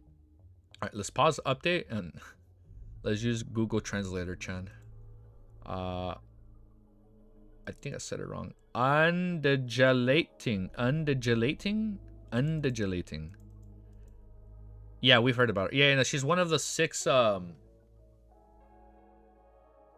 shepherd? No. She's one of the 6 council members. Hold up. Let me stretch my back a little. Oh.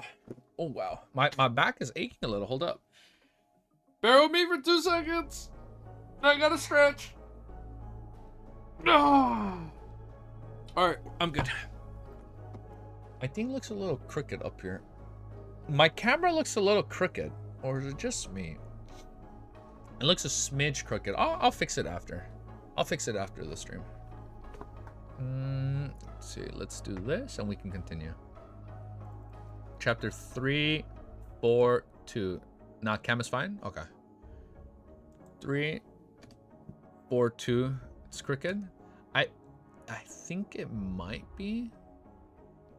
At least the TV looks a little crooked.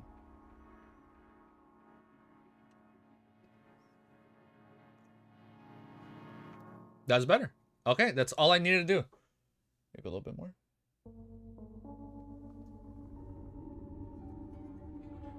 That looks a little bit better. Okay, that looks a little bit better. Better? Yeah, it looks a little bit better. I'm like, I look sideways for a sec right there. All right. Everything's updated. Nope, I lied. Nothing. It's not updated. 1 hour, 54 minutes, 55 seconds. Copy. And paste. And then we go here. Hey, I also have a question. Would you guys be down on watching me play Alien Isolation? Because I think that's a horror game. And I could probably play that like at nighttime here and there. Like a little bit. That could be a little bit fun, maybe. Maybe. Just because I'm kind of already done with Monster Hunter. At least until the title update comes out on Thursday night. Oh, by the way, I'm going to react to the Nintendo Switch 2 presentation. So yes, I'd be down. Perhaps. Okay. I've had that game on my library for years, bro. Play Wuthering Waves. I gotta try at least once. Let me try downloading it on my PC just to see if I remember my login info. Yeah. But no promises on stream. But I will promise to watch the cutscenes. Hey, username. He showed me a cutscene. It was pretty good, man. It was a really good cutscene. Like, I'm almost down to watch all the cutscenes like an anime, you know? But let me at least log in and see all my stuff. Alright, but let's continue. Let's keep reading. Oh, my voice. Wait. I'm feeling it a little. Hold up. It's like 2 long streams back to back. I'm feeling it like just a little bit. I'm gonna get some warm tea right now. The unrecognizable child inside at the corner. Inside? Oh, from the game I played? At the corner? Are you talking about are you talking about my plushies? Like that? Do you guys know what my plushies are, by the way? Man, this is fucking hard, bro. I'm like, it's hard to point at shit when your camera's inverted, bro. It's so frustrating. Yeah, the game that you dipped? I didn't dip the game. The unrecognizable child inside of the corner. I'm gonna go back to it, Jen. I got you. Don't worry. I got you. I'm still gonna go back to it. I'm still gonna go back. I got you. Don't worry. I did not drop inside. It's a 3-hour game, so we'll finish it. I might come back later today, stream and just be gaming and play more of it. All right, let's keep going, man. Chapter 342 is called The Old Fox Alger. What do you mean he's an old fox? Said the liar. Bet. Watch. Suggestions. My advice is to stay as far away as possible. Upon hearing the son's question, Klein instantly had such an answer in his mind. However, in order to preserve the image of the fool and see what the others would suggest, he remained silent and did not manipulate the world to speak. After a short moment of silence, Alger turned his head to look at the son. He said in a staid and gentle voice, "You have provided too little information, so it's difficult for us to give any useful advice. The only thing we know, regardless that semi-destroyed temple, is the presence of the true creator, or in other words, the fallen creator's unique statue. We don't know what else is there, so naturally we aren't able to make much of an analysis of the situation. The fallen creator is indeed the true creator. To think that there's faith in the true creator in the city of silver where the sun lives. There's even a temple. I forgot there's a temple built. There's even a temple built. The magician Forrest listened with relish and almost wanted to write it down. Just as Audrey waited for the son's description of the strange temple in anticipation, Derek nodded. His eyes looked up for a few seconds before he said, in addition to the statue, there are also many incomplete murals with terrifying evil spirits lingering around. However, they have already been eliminated by the exploration team led by the 2 elders from the 6-member council. I've yet to see those murals with my own eyes. It said that it records the prophecy of the end of days of how... from the moon cycle. And how the fallen creator, did I not say it had something to do with the true creator, or did I not say that? Will save his believers, as well as the corresponding bloody ritual. In the corner of a certain mural, there are some strange characters that appear to be evolved from Jotun, and some deciphering. A few elders believe that they meant Rose Redemption. This might be a code name for the original muralist. It might also be code for the name for the organization that built the temple in the city. According to the chief's judgment, these murals are at least 1,000 years old. Okay. The 1,000 years I'm referring to is the one that you know, but I'm not completely sure. In the city of Silver, we use the frequency of lightning to demarcate our days. It's considered night when the lightning eases up, and day when there's plenty of lightning. One cycle is a day, and the 4 seasons only exist in the book, so we can't grasp the specific number of days. Only the chief can confirm that. At this point in the sun story, Forrest suspected that she was listening to a fairy tale. A city without the sun, without the red moon, without day and night, a change in the seasons, or changes in seasons. It sounded unreal no matter how she listened to it. Only fairy tales or novels would make such daring descriptions. Oh, inspiration for her new book. And the author has to smoke cannabis and to be in a state of psychotic madness in order to create such a city. That's what I'm saying, man. Cuttlefish is a little on the nose with his descriptions. Yeah, he's a little on the nose, man. The first thought that came to her mind after her astonishment was, I want to use the City of Silver as a blueprint for a novel. Yeah. However, she soon gave up on the idea, for she didn't know what the City of Silver really implied. She wasn't sure if it was a secret that was collectively concealed by the 7 churches, and she was afraid that as soon as the book was published, she, the author, would have the Nighthawks knocking on her door, claiming to collect copper pennies in her gas meter. So that's the kind of environment which the City of Silver has, huh? The sun also often mentions of monsters lurking in deep and darkness. Unfortunately, I'm only at sequence 8. Otherwise, I would really like to ask Mr. Fool to send me there for an adventure. No, Audrey, you are no longer an innocent girl. You should be aware of how much danger is involved in this matter. Just as Audrey switched between letting her thoughts run wild while also engaging in self-reflection. At least 1,000 years, the Aurora Order hasn't been in existence for more than 3 centuries. It might not even be 2 centuries old. It's unlikely to be built by them. Perhaps the true creator faith had begun as early as the 5th epoch or even the 4th epoch. However, the organization that revealed him was in the Aurora Order. In the next 1 or 2,000 years, the 7 Orthodox churches have been representing it, causing the true creator believers to be in a crisis. The churches have destroyed them again and again, and finally they have resurrected themselves as the Aurora Order. Klein, who had some guesses, made his seating posture and state appear unchanged.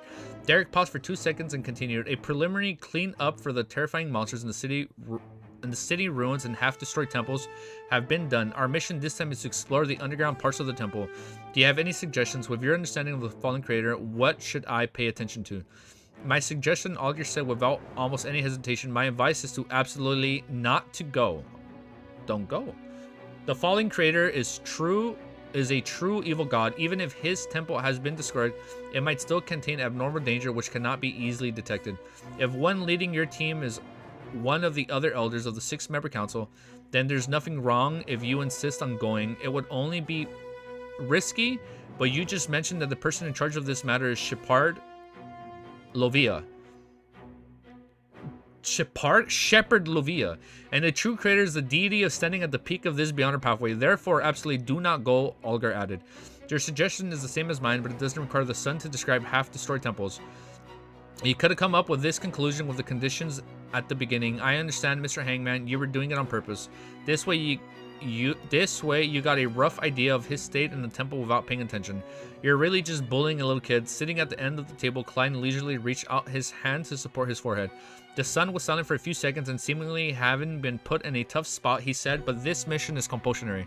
The hangman chuckled and said, "Nothing is necessary. Will you be participating in patrols before the mission? Find an opportunity and deliberately let the monsters injure you.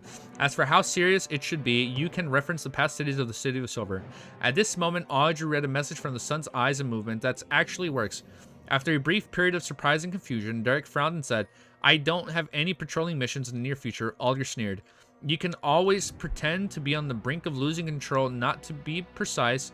You can push yourself to the brink of losing control. Under such a situation, I believe the higher-ups of the City of Silver would definitely not bring dangerous baggage with them on an exploratory mission, right? There is a trick. As you keep your spirituality in an empty state for 2 days, you will begin to hear auditory hallucinations and show signs of losing control." That is new. W. Alger. Alger teaching little son how to skip work like a responsible adult. Good for him, man. There is a trick. As long as you keep your spirituality in an empty state for 2 days, you will begin to hear auditory hallucinations and show signs of losing control. If you stop suppressing yourself, then your situation will improve in a week and you wouldn't really lose control. Of course, your City of Silver definitely has some solutions and contingencies to curse those who show signs of losing control. Your recovery will definitely be quick, so you need to time yourself perfectly. It's best if you start doing so 2 to 3 days before you set off.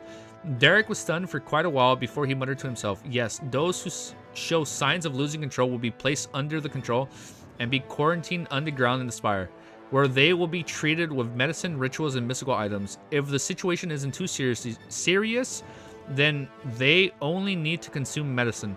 Sai, an honest and good kid, has been corrupted by an old fox just like that. But Mr. Hangman, how did you know of this trick of punishing yourself to the brink of losing control? If you use this trick often, losing control might really happen." Klein signed in his heart. Foreshadowing that somebody loses control of the Tarot Club gathering? I do not want that to happen. No. No. I swear that better not happen, man. I lost my place, man, as I'm thinking out loud. Oh my god. Klein signed in his heart. I found my place. I found my place pretty quickly. Audrey was dumbstruck. When she heard this, she felt as though she's been educated. Seeing that the son was still hesitating as though he didn't wish to lie to the City of Silver elders, Auger slowly asked, "Do the other elders of the 6-member council know that the fallen creator controls the shepherd pathway?" "They don't." Derek shook his head honestly. Auger asked, "Do you think it's possible that Shepherd Elder Lovia will do harm to the City of Silver?" Just answered yes or no. There's no need for any explanation. Yes. Derek finally couldn't lie to himself. Alder Chicken said, "So you are the only one who knows of this matter, but you haven't had a way to warn the other elders of the 6-member council, right?" "Yes." Derek's expression grew heavier. Alger, oh my god. Alger changed his sitting posture and leaned back. This mission carries immense risk. This is something you know. If you die in the half-destroyed temple, then who will be able to find a way to expose the strangeness of Shepherd Lovia? Who can save the City of Silver from this crisis? The fallen creator is a real evil god. You are not pretending to lose control or lying to others for your own personal interests. You are doing so to save the City of Silver. Comparing your honor to that, which is more important? Derek clenched his teeth and nodded solemnly. "I understand. Thank you, Mr. Hangman." Audrey and Forrest suddenly had the urge to facepalm themselves. He really is as easily fooled child. Wait, I don't know what's going on. This scummy move, I love it. This is all slander. Wait, now he on my lord. Wait, I'm facepalming. What's going on? He really is an easily fooled child. What is going on? Somebody break it down. What's going on? My telepathist foresight ain't that good, bro. My clairvoyance is pretty low right now. However, that's good too. It prevents the Tarot Club from losing members in the near future. Klein signed silently as he controlled the word to say, "I have a question to ask Mr. Sun. This could involve a transaction, therefore I'm requesting a private exchange." Klein quickly switched back to himself and nodded indifferently. "Sure." After the others were screened, the world looked at the sun and asked, "Does the City of Silver have a way to remove an evil god's mental corruption on a Beyonder characteristic?" This was something Klein had wanted to This was something Klein had wanted to ask a few times before. But considering that Justice and the others might also be interested, and if the son was unable to answer questions that involved an evil god, then all eyes would likely be cast towards the godlike Mr. Fool. Therefore, he had restrained his impulse. It was only a moment ago when he had got inspiration from Miss Justice and came up with the idea of communicating privately. We have never encountered an evil god, Darren answered earnestly. We can only separate a rampager's mental corruption from a beyonder characteristic. A rampager's mental corruption? That fits the description. From a beyonder characteristic. Ah, that's it! This might actually work. After all, I have the Great Fog. Klein suppresses joy and made the world speak. What do you need in return? It's not a matter of compensation. Sun shook his head. The method and corresponding knowledge requires me to be at least captain of a patrol team, or even a strong warrior like the captain of an exploration team, in order to be privy to such matters. The former requires being sequence 7, while the latter requires a minimum of sequence 6. Phew. Klein sighed, letting the world hoarsely say, I hope that you can attain the qualifications as soon as possible. All right, that's good. I like it. That was a good chapter. Wait. Bruh read but forgot to read. Alger is manipulating Little Sun into skipping the trip into the True Creator's Temple, even though he feels bad for abandoning them. Alger is telling him that he is doing it for the better good rather than himself. But he's not fooling him. It's the truth, right? No? Damn. Alger actually fooled me too. Okay, I get it. He actually fooled me. A chapter where Alger gets to shine. Yay, that's a win. That's a win in my book. It's subtle manipulation. Okay, he's like, just skip the gym, bro. Don't do leg day today. You can skip leg day. Do leg day next week.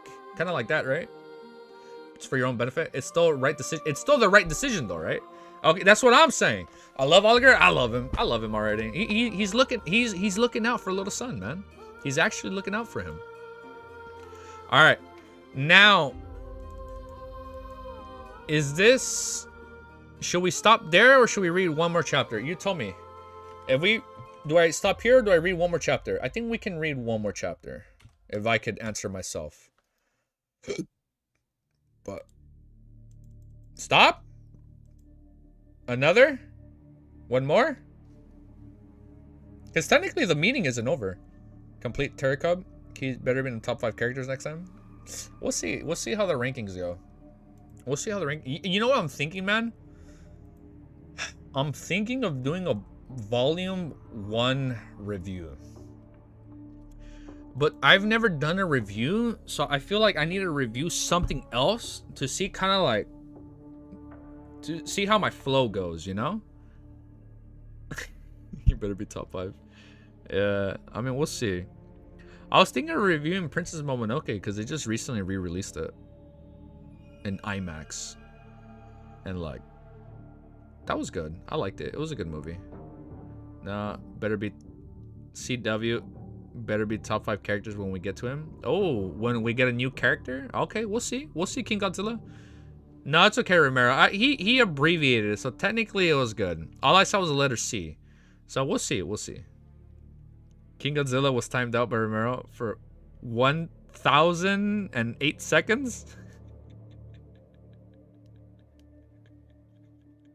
Wait, that was a little too harsh, Romero. Maybe it wasn't. I don't know what he meant. It's okay. It's okay.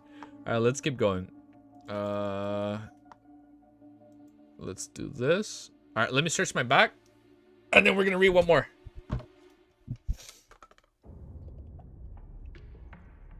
He technically did abbreviate Romero, so I think it's okay. I think we're good. All right, let me search my back.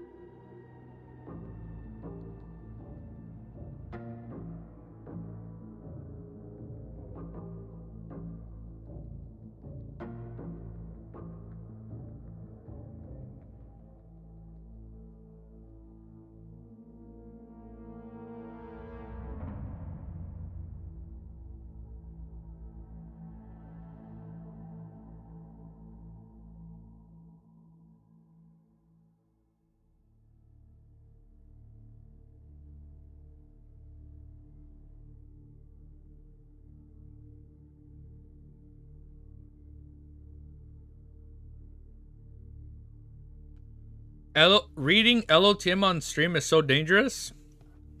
It could be a little dangerous. Yeah.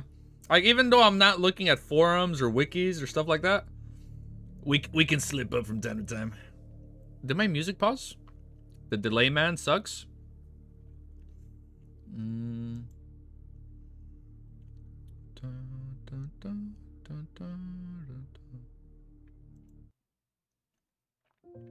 Alright. Question. How many more chapters until the Terror Club meeting is over?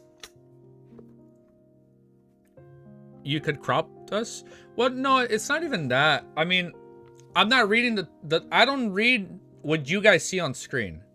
I don't read that. I'm not reading this. Even though messages are like, I'm not reading this. This is on my top monitor. It's like all the way up here, and I don't. It's like this chat that you guys are looking at is like above my camera, at least from my point of view. So it's like I don't read it, and I read like the YouTube chat down here. So whenever messages gets deleted, I don't see it. Like I have the chat right next to the chapter, and I normally look at this. So you guys don't have to worry if stuff gets deleted up here. Like it doesn't spoil me. All right, we'll read one more chapter. Yeah, we'll read one more chapter. Let's read one more.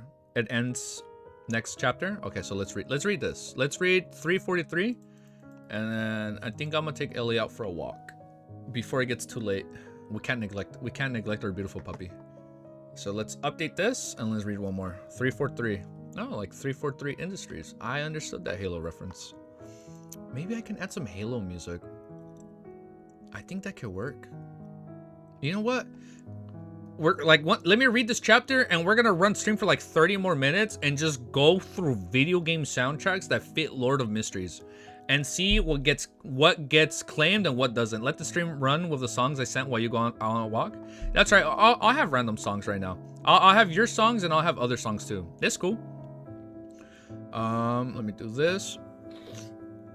343 updated timestamp. Beautiful. All right, let's do one more chapter.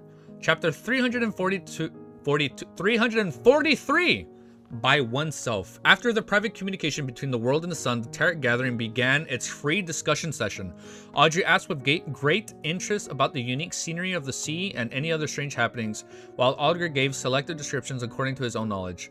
Forrest listened quietly and was inspired to write a novel about a pirate king. So she's gonna write One Piece, of how he captures a female passenger and has a complex love affair with her. So romance dawn. I understood that One Piece reference. A fantasy that coexists with reality. Derek could only imagine what the sea looked like based on the paintings in the City of Silver. Oh, he's never seen the sea. Based on the paintings in the City of Silver and the corresponding words. And the end, Klein, whose spirituality was gradually drained, announced the end of the Tarot Gathering, after which he quickly returned to the real world and made up for it with a nap. 7:30 at night in Emperor's Borough, inside a particular noble's house, Force put on a hooded robe. After so many days, she was once again attending the gathering organized by Mr. A. She sat quietly in the corner, and whilst pretending to casually survey her surroundings, she noticed that Mr. A, who was sitting alone on the sofa, seemed a little different from before. This wasn't a change in appearance or temperament, because of other party's face was completely hidden in the shadow of his hood, preventing her from making out anything. The difference she felt was an almost intuitive feeling. Mr. A is no longer as carefree and indifferent as before, with him always looking at everyone in a supercilious manner. The current him seems to be very repressed, like he's trying his best to control something. He feels a lot more dangerous now. Ooh, he's a lot more dangerous. In the past, Mr. A was a mountain. Now he's more like a reared up snake sticking out its tongue ferocious. I'll say ferocious. The best-selling writer Force suddenly felt grateful that she hadn't gotten Shield to come with her, since she needed her to hide matters about the Tarot Club and not let her know that she was looking for something in the sun's domain. This was, even if there are any accidents, my escape would be much easier. She rotated the bracelet, which only had 2 stones left. She's gonna run out of those, man. She was in no hurry to write down her request to hand over the attendant. Instead, she patiently observed for a while. It wasn't that she was naturally cautious, but the lessons of the past had left her with deep impressions. The 2 stones on her bracelet were evidence of this. After waiting for more than 10 minutes, she finally picked up a piece of paper and a pen in front of hers and wrote in deliberately distorted handwriting, seeking to buy the mystical items of a powerful beyonder weapons in the sun domain. After handing the note to the attendant, Forrest looked around again, but she couldn't find the eternal blazing sun believer who had helped with the purification and exorcism ritual. Among the disguised or masked figures, trades took place of the attendant shuttled about. The entire hall remained quiet and orderly. After an exchange in the middle of the gathering, Forrest requested was added to the 2 chalkboard right in front. Not long after she received a reply from the attendant, a small slip of white paper was filled with dense words. Mystical item, Band of the Light Ring. It can make the wearer an envoy of light, an attendant of the sun. They would be immune to various diseases and wield sacred powers. The wearer can summon blinding light and use several spells in the sun domain. It can purify all dead spirits in a 50-meter radius. It is the nemesis of such creatures. Okay, that sounds really good. It is the nemesis of such creatures. If this wearer is acknowledged by the ring, Klein could use this. If this wearer is acknowledged by the ring, if the ring has to acknowledge the wearer? If the wearer is acknowledged by the ring, they will be enhanced, otherwise they will be weakened. The only problem is that if the wearer utilizes it too often, it will slowly become a believer of the eternal blazing sun and slowly defend the doctrines and praises of the sun from the bottom of their hearts. If you... Damn, that is a lot. If you wish to obtain it, then please pay... That is not worth 9,000. Just steal it. If you wish to obtain it, then please pay me 9,000 in cash at once. I can wait for you to raise it. 9,000 powers. Flora's mouth gaped open and thought the other party was robbing her. She is being robbed. This was a huge amount of wealth that she wouldn't be able to borrow, even if she asked someone to lend her. Ask Audrey. This was a huge amount of wealth and she wouldn't be able to borrow, even if she asked someone to lend it her. Aside from the deposit for the assassination of the Intis ambassador, the amount of money she had seen so far combined had never been this high. A person with 9,000 pounds in cash was considered a tycoon, even in Backland. Although I know that mystical items are expensive, I never expected them to be this expensive. Does he plan on getting the 9,000 pounds and not participate in the Beyonder gatherings anymore and leave the circle so as to enjoy life in peace? For a moment, she didn't dare to reply to the seller. She pretended that nothing had happened and listened for nearly 10 minutes. But when she received no additional response to relatively inexpensive Beyonder weapons, she got up and went to the washroom. After confirming that no one was around, she closed the toilet door and sat down on the toilet.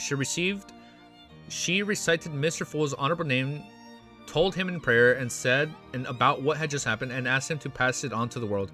Klein, who had layered illusionary sounds, quickly went above the gray, endless fog and gained a basic understanding of the situation. 9,000 pounds. He mouthed the number, his expression twisting slightly. After silently calculating the amount of money he could raise in a short period of time, he let out a breath, conjured the fake person, the world, and manipulated him to give response. The negative effects of the mystical item is too serious. I do not wish to be a believer of the sun. That is true. You don't need to worry about this anymore. We'll transact using cash. Pay 450 pounds and you'll get the formula for Trickmaster. The moment he finished his sentence, he cut the connection. Watching as the world disappeared, he raised his hand to rub his forehead and muttered to himself, next off to see the information on what kind of items the barbarian lady can gather. Otherwise, I can only purchase the brooch from Eye of Wisdom. In the washroom, Forrest let out a sigh of relief. She indicated that she would hold a sacrificial ritual as soon as she got back. It's a pity that I don't know the formula for now. Otherwise, I could take the opportunity to see if there are any beyond ingredients I need. She returned to the hall and focused on the information of the 2 black boards. She didn't respond to the previous note, much less consider bargaining, even if the seller was willing to discount it by 1,000 pounds. She wouldn't have the money or liquidity to buy it, and more importantly, she felt that Mr. World couldn't afford it either. She stayed until the end of the gathering, and because Mr. A's changes, she didn't linger or talk anymore. She quickly left the house. After more than 10 minutes, the gathering came to a complete end, leaving Mr. A and his attendants alone. Slowly, Mr. A got up and walked down the stairs to the basement. Suddenly, his knees buckled, and he fell to the ground, rolling down several steps. He was sprawled on the ground, and the shadow beneath him quickly turned scarlet red. His flesh and blood melted and mixed into the shadow, making it look like brand new, skinless, monster-like person that had been separated from his body. Gasp, gasp. Mr. A's breathing gradually returned to normal, and his taut body gradually relaxed. The blood and flesh that had been separated flowed back once again. Everything returned back to normal. Mr. A crawled forward and knelt in the basement, once again confessing his sins while choking it with sobs. He was confessing from his oversight from before that he was vigilant enough and caused the Lord's descent to fail. City of Silver, Derek Berg's house. He walked in silence a few times around the table, unable to make up his mind.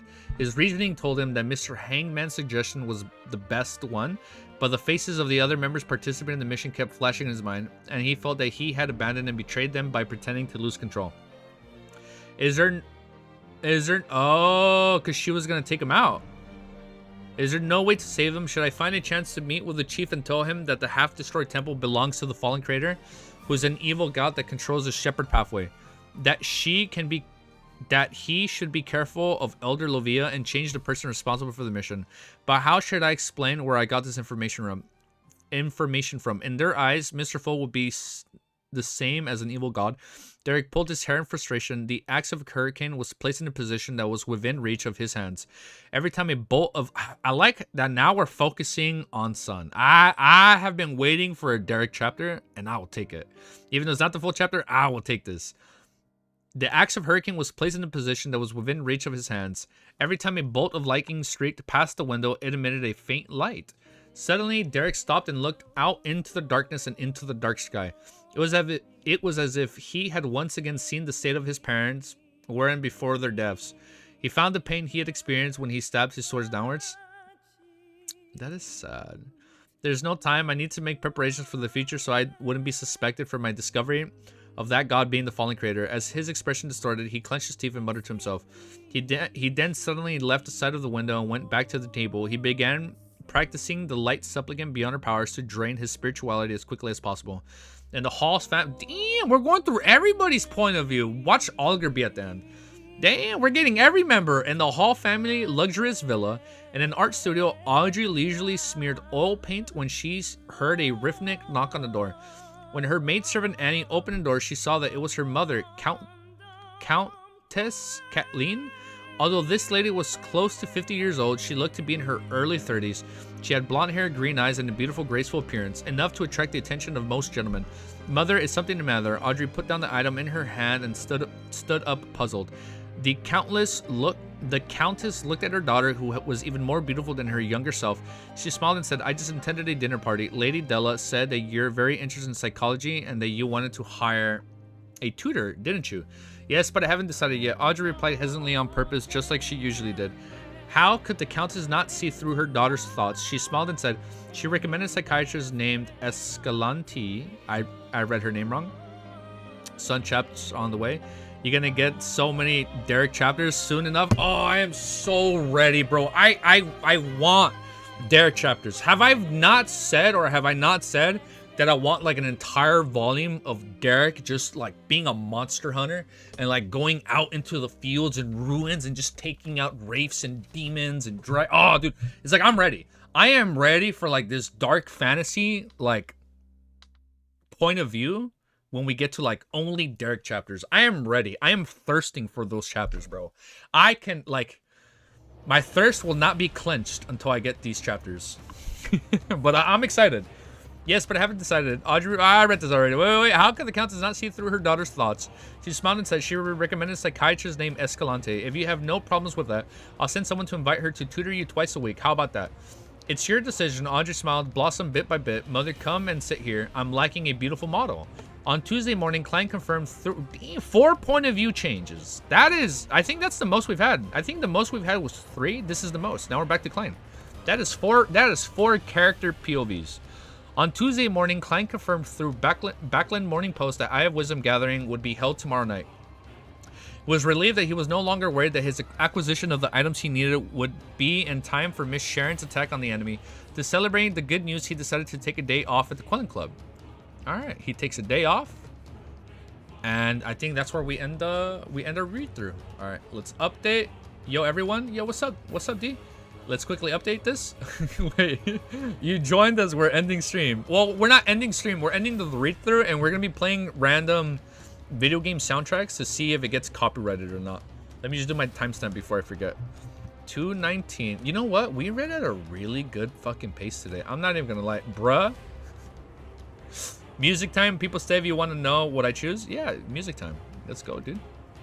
Let me do my overall thoughts. Overall thoughts. You're late, bald farmer. I spent the last hour rage baiting username. A little bit. Just a smidge. Music time. Alright, overall thoughts. Alright, let's do overall thoughts. I'm not gonna lie, I'm happy you streamed early since I have choir in 1.5 hours. Hey, I'm glad I was able to stream a little bit early. So I'm hoping we stream a little bit. I'm hoping we stream at this time on Sunday. Yeah, so I think we're good. But overall thoughts. I like it. I'm excited for what the future holds for Derek and chapters specifically. Oh my god, I'm stuttering my words. I'm lost in thought. I am excited to learn more about the city of Silver and like Derek soloing like a mission or like just him going out and venturing into the abyss. I am excited for that. I'm also excited to see what's going on with like the ocean and the sea. And like we know at one point we're gonna have to give more stuff with Alger and like all this pirate info. Like we need to see what's going on with the Pirate King in One Piece. Like there's so much going on in the city of Silver and the ocean. And like I'm really hyped to see more, bro. Tomorrow there's a fight. I thought we were gonna get a fight in this chapter and this read through, but I'm thinking it's the next one. But we'll see. We'll see what happens. All right, guys, if you like what you see and you want to see more, peace, and have a beautiful day. All right, later, guys. Oh, wait. If you like this video, make sure you like, comment, sub. And if this video has earned your like, share the video, like the video, thumbs up. That's a bad outro. What is it that people say? Hit that like button, subscribe. And I'll see you guys tomorrow. What the fuck? We went up 16 subs in like 2 days. This video has earned my like. And you have also earned the approval of the fool. If you believe in the fool, make sure you like the video. Oh, wait. I have divined that you will like this video. And I have also divined that if you have not subscribed, you will subscribe after this video. Did that work? I hope it worked. All right, guys. Peace. Have a beautiful day. Later, guys. I'll see you tomorrow. All right. Well, let's start playing some music. So let's hold up. Now we're gonna play some music. So the read through part is over, but we are going to play music and see what is claimable and what isn't claimable. So I am going to hide this. Let's open up the Discord. Divination isn't all powerful. Ask Rosalgo. That was a fucking funny joke, Guido. That was fucking funny. Like, ask Rosalgo, man. Divinations ain't that good, bro. They don't always work. Like, it didn't work for him. I'll tell you that much. I'll tell you fucking that much. Alright, let's continue, man. Let's do this. The fuck? Then we're gonna put this right here. Bear with me. Alright, let's open up. Let me open up Discord. Discord is now open. Are we putting everything in the music domain, Cammy, or like are we just linking all this in general?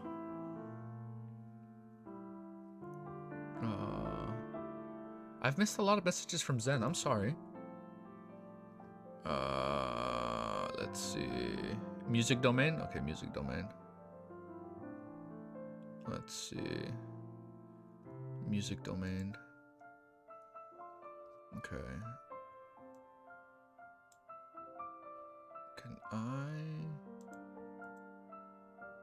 Shit, can I hide this?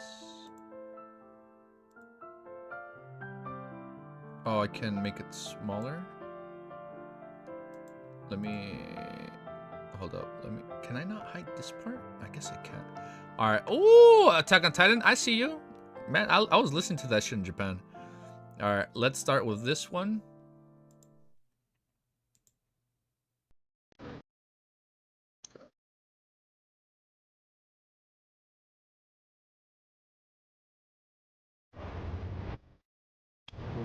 Alright, I think we're good. Link to Zen's DMs.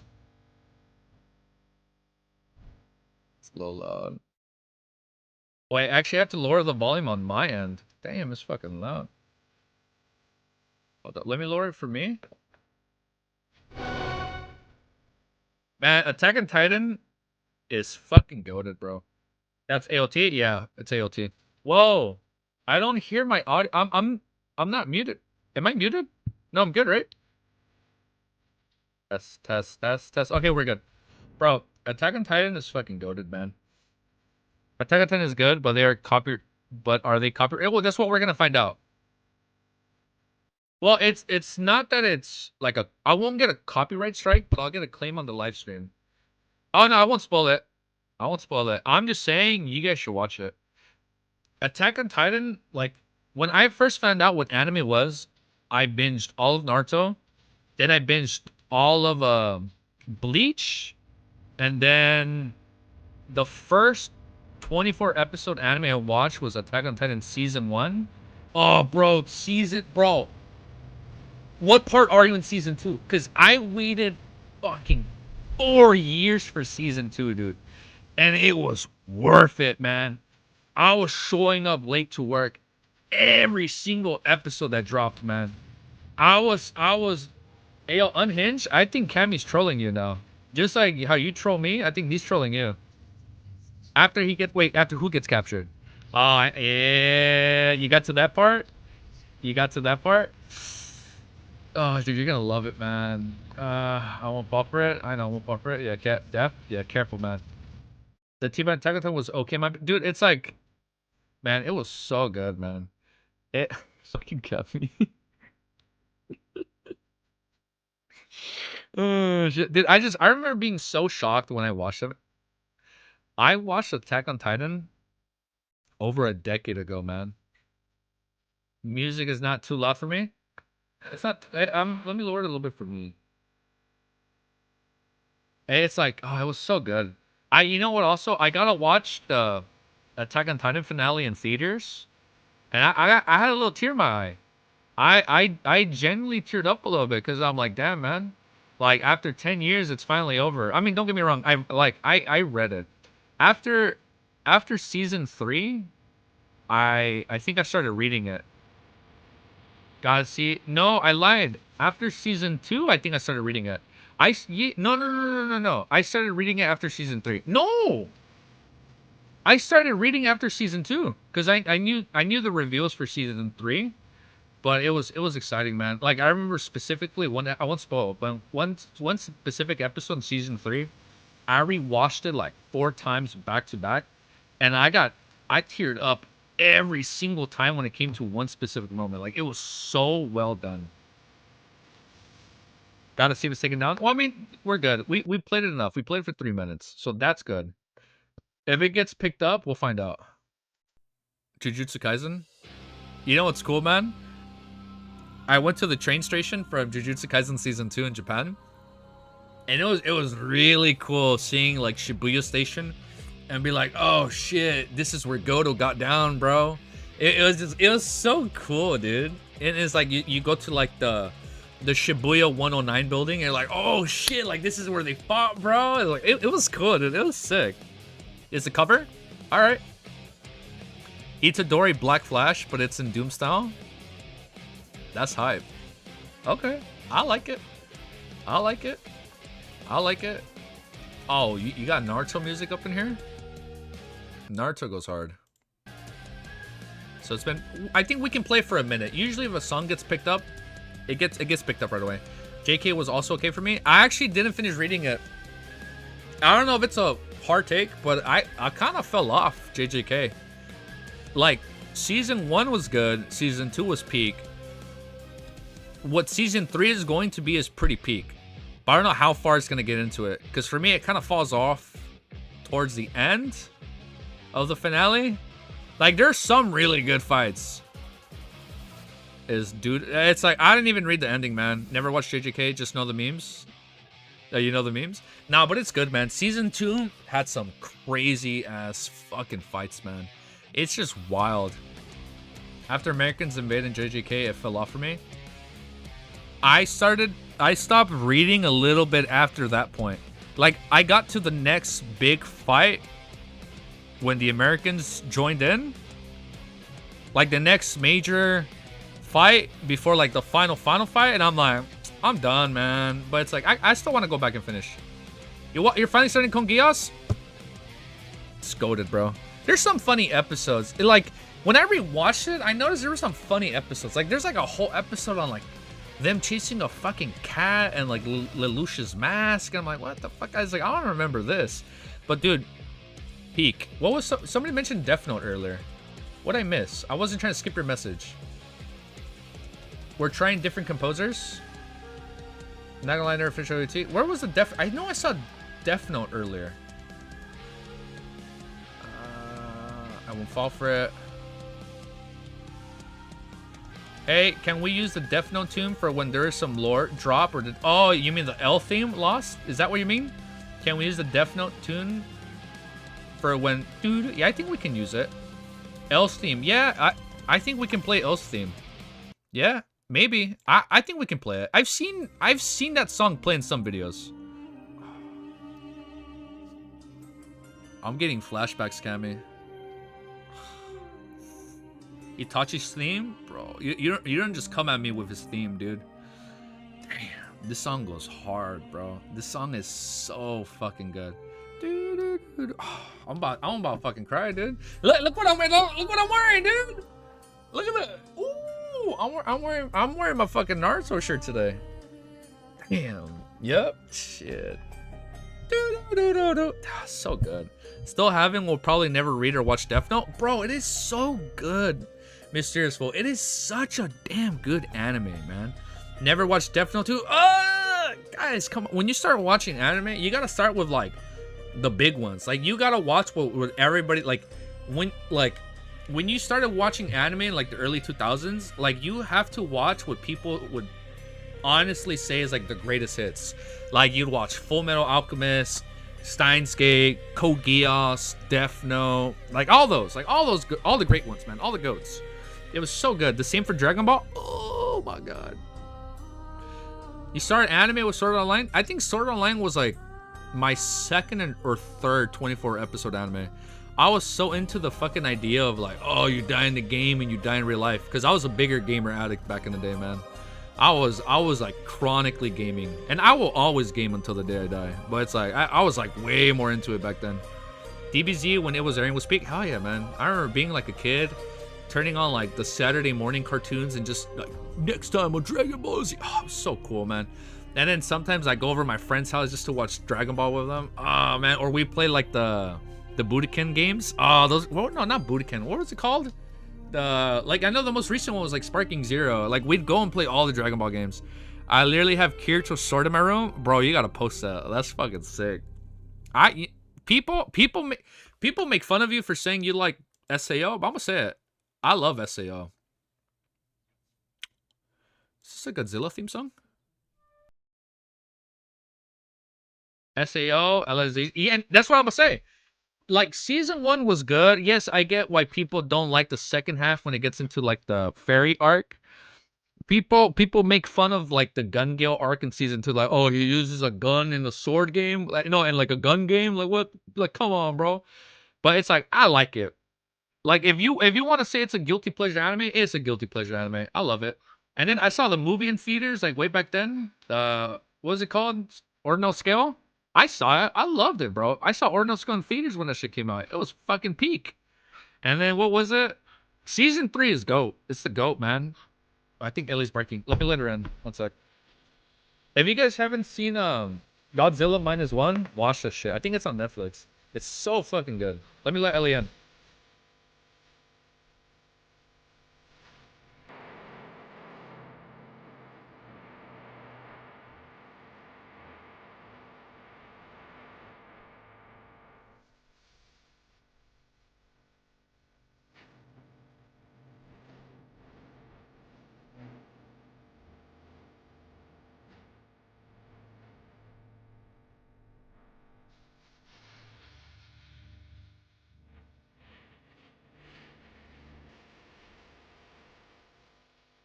We watched Godzilla during movie night. We did movie night with Godzilla -1. Dude, -1?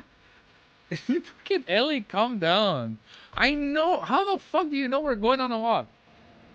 I told my bro earlier, like, hey man, when I'm done streaming, we'll take Ellie out for a walk. And the second she saw him put on his shoes, look how she's acting. Hey, don't scratch the door. Hey, look, don't put on my shoes. Look how she gets. Look how she gets before putting on shoes.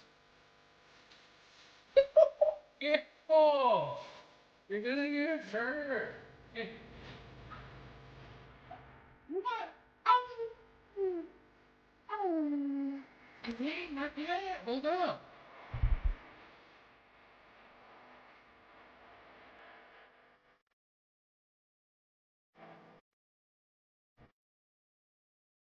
She's funny, man. She's crazy once I sensed an Ellie tax among us. Official LOTM music? Okay, we can play it. Okay. Blue Moon. What is that? Kikuo? This is a Vocaloid.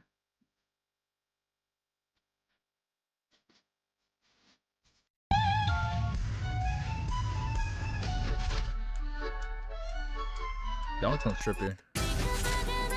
Oh wait, hold up. This one, yeah. Hold up. I think that one for sure might be claimed. What the hell is this? But be careful or finding spoilers while searching for the song if you do so. Okay. Just type Code Mystery OST. Okay. The movie was at like 4 a.m. for me, so I couldn't watch it. Not bad username. SAO allyization over SAO, ordinal scale, gun gale. I don't care to think of all of them. Oh, you don't want to think about all of them. That's the song? Okay. Alright, let me play this for a few more seconds.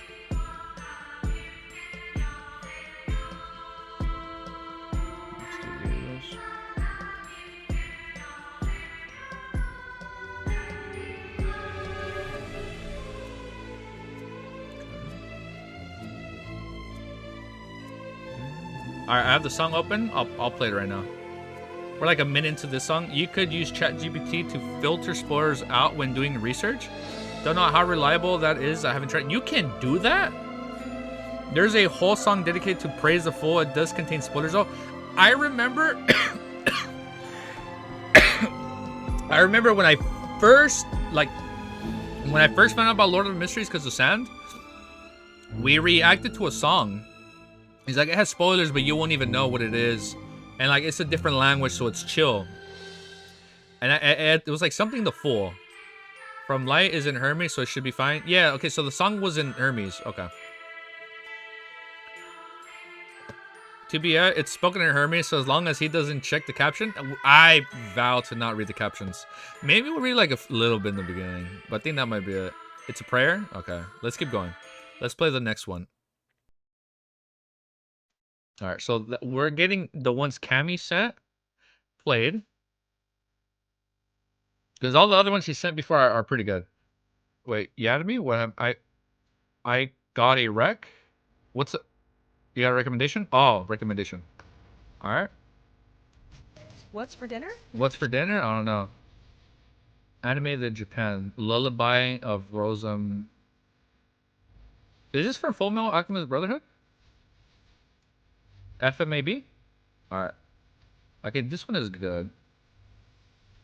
This one's been playing for 30. Let's let it play for 1 minute. Yeah, that's one I think. Sand mentioned the real goat. Yeah, he's the one that told me to start this, dude. Way back then. Yeah, Full Metal Alchemist Brotherhood, bro, is such a fucking good anime. Holy shit! I was rewatching the final fight the other day. Fuck that. Damn, man, it still hits, man. Damn, it still hits all these years later.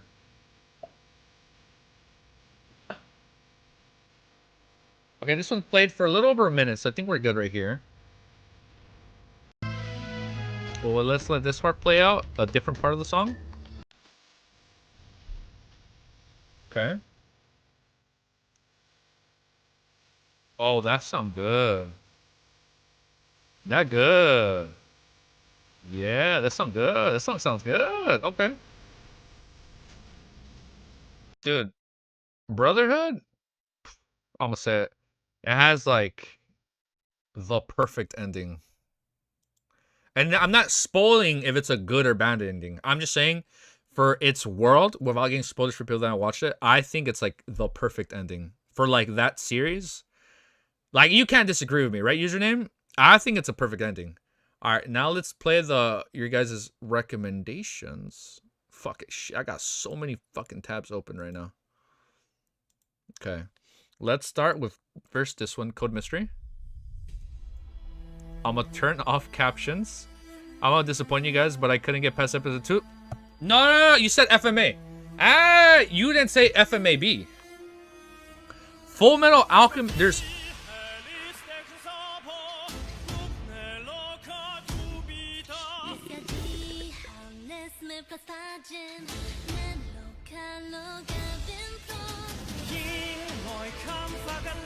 Wait.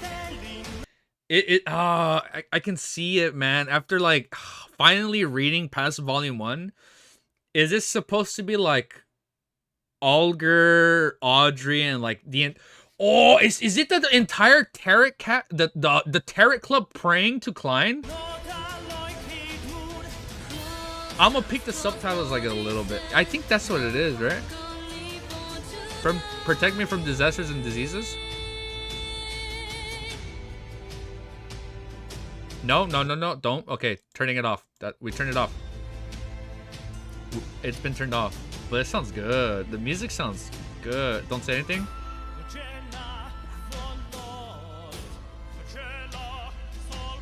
Don't use subtitles. Yeah, I turned it off. It was on by default.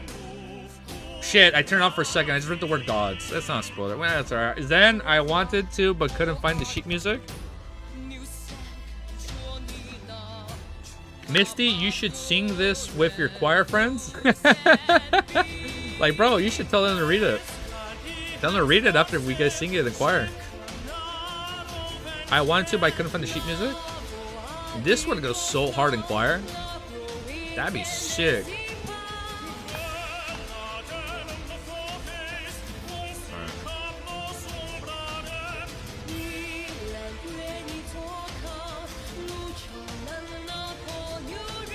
Exactly. Alright. Tarot Club praise in the full. That's what I'm thinking. Like they're in the gray, they're above the gray fog, right? At least in the music video. This has original Billy.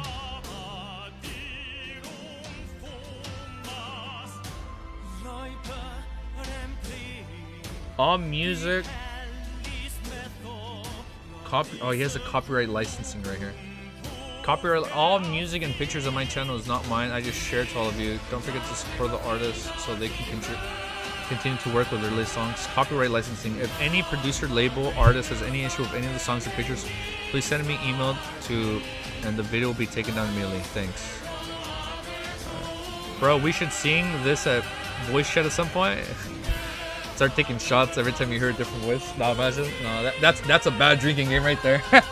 That's a very dangerous drinking game right there. No, maybe not. Okay, this played. Do the one I recommended. Also, yeah, no, I'm playing this. I'm playing that one next. All right, let me put the volume a little bit louder. I'm about to cry, Romero. Oh. Look at that. I'm not even lying, bro. Full, like, it's such a good anime. Look at that. I'm not even joking. Oh my god. I hear this track and I'm like, I get reminded of it, man. Look at that. Full Metal Alchemist, beautiful music. 5 million views. I love this routine. Oh my god. It's like one of the best lullabies you can hear. When I have a kid in the future, I'm playing them this lullaby. Even though this song has a lot of tragedy behind it, it will be a very wholesome and bittersweet thing for them to listen to. I sing the openings from time to time. I'm always playing them in my car, dude. I always have like an anime playlist like on loop. It's good, man.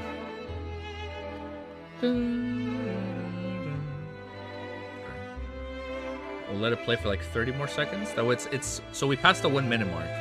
Usually songs get claimed like it's right away. Too loud? It looks like it might be a little bit too loud. Let's see. Gonna put my kids to sleep with screamo death metal. Oh, that'd be fucking funny. Alright. Now let me mix it up. So we're gonna hard pivot. We're gonna hard pivot.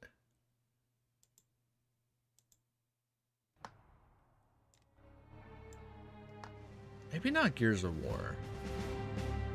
I don't think Gears of War fits the series. Right? Maybe not. No.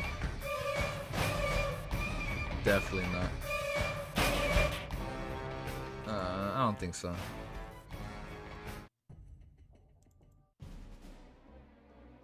This was a good track. I don't know if you guys heard this one.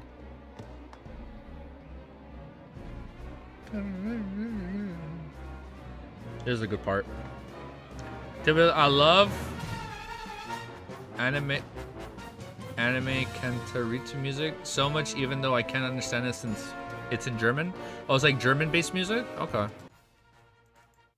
Hold up, Ellie, not yet. Not yet, Ellie. Give me a little bit more time. No, maybe not Gears of War music. Oh, this one, though? Return Omen? I think we can squeeze this one in.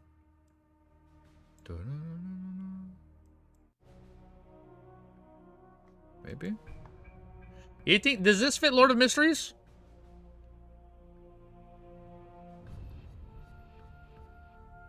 I think it could fit. Sounds ominous, mysterious, a little bit endearing. I love listening to GTA La City des Mots during my read-through. Let me copy and paste that unhinged. You know, hold up. I'm gonna mention solo leveling, but there's light at the end of the tunnel. When I would read solo leveling, video is blocked in some territories. March 19. What the fuck got blocked?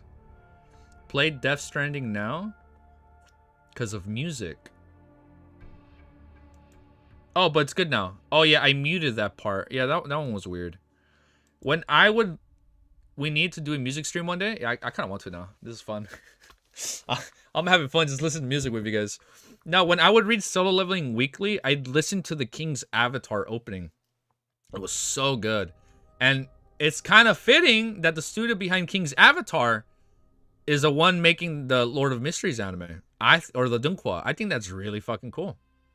Okay. Hold up. Let's try this.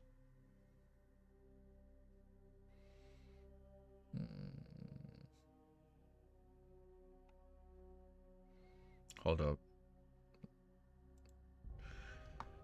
Try the one I sent just now, but oh, I already know that Persona track can't be played. I know from a mile away I can't play that one. So we'll close all this right here. Then we're gonna open up the other one you sent. Is this just music recommended? Yeah, right now I'm just playing anime tracks that could fit Lord of Mysteries. I'm sandwiched between them. To see if it gets claimed or not. And like, so that's why I'm playing all this at the end of our read through, because if it does get claimed, I can just mute this part and the reading doesn't have to be muted. They sent me a Wuthering Waves video. A Wuthering Waves song? What game is this from?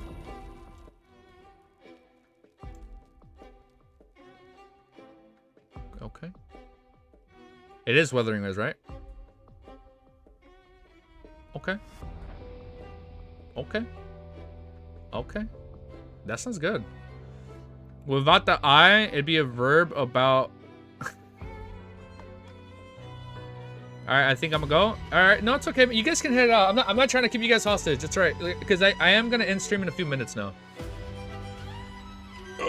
Like, once we're gonna round out the tens. Like, once we round out our number, we'll end. My favorite song so far is Undivided by Bran. What's everyone's favorite song? Undivided by Bran. I like a lot of Linkin Park music. Like Linkin Park, or I listen to a lot of like reggae music from time to time. So I like that. Even like genres, right? It's kind of hard. Like if you think of beach golf, I like listening to the growlers. It's really good, man. I think it's cool. Let's see. Channel dashboard. Refresh this.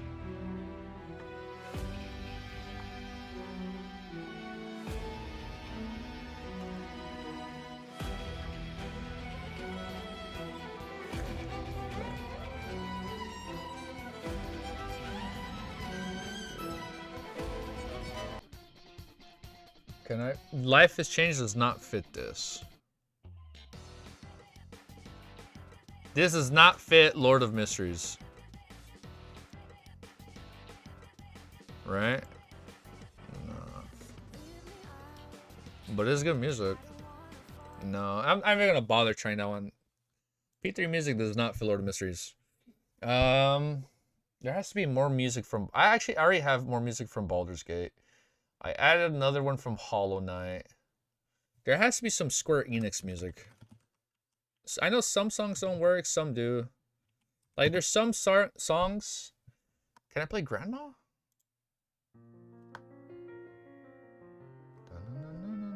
I think we need some lo-fi music for chill life listings. Yeah, I know. I think in the beginning I would always listening to a it was like a Skyrim lo-fi beat. Let me play Grandma. I'm gonna see if it gets claimed or not.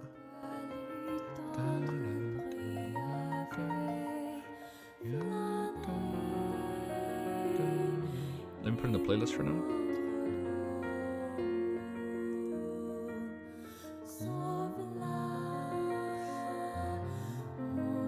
Let me open yours in a new tab, Romero.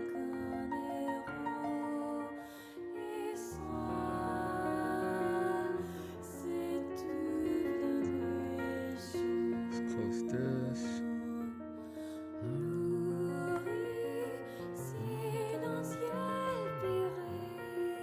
This is good. It's played for about a minute. If it gets claimed, it'd be picked up and like right away. Have you guys played Nier, man? It is such a fucking good game.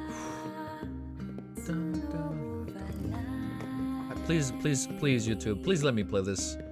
I want to listen to this shit when reading Lord of Mysteries. Because this music is so fucking good, man. Read my last message, Kiki, please. What I miss, Cammy? Try the Kiko song, please. I want to play it soon in stream, if it's fine. Try the Kiko song. Did I miss a song? Oh, that one? Yeah, that one sounded trippy. All right, let me play that one then. Here, let me let a minute hit this one then. I've got lo-fi. It's like, I've got the lo-fi music. All right, I'm adding Song of the Ancient already. Let me let it play for a minute. I will also open that in a new tab.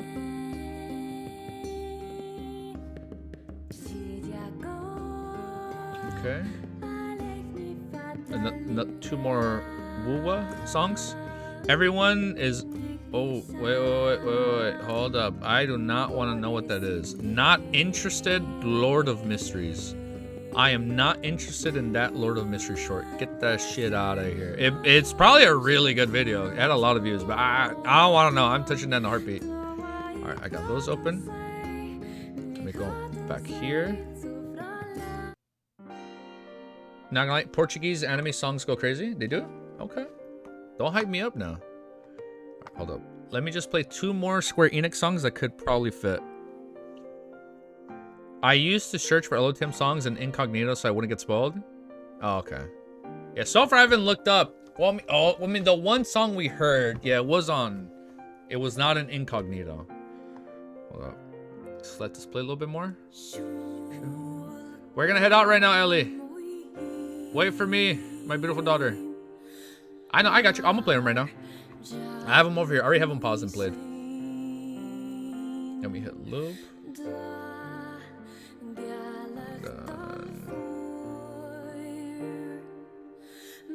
Can I just, how do I just start a playlist on YouTube?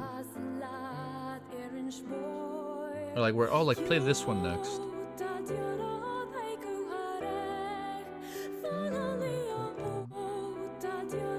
I'm gonna add this one. I'm gonna add this one to the playlist. Wait, let me just play one more song from this one. How different was this from Devila? Oh yeah, Devila was the acoustic one. Alright, hold up. Let me play this one for a little bit. Let me see what Ellie wants.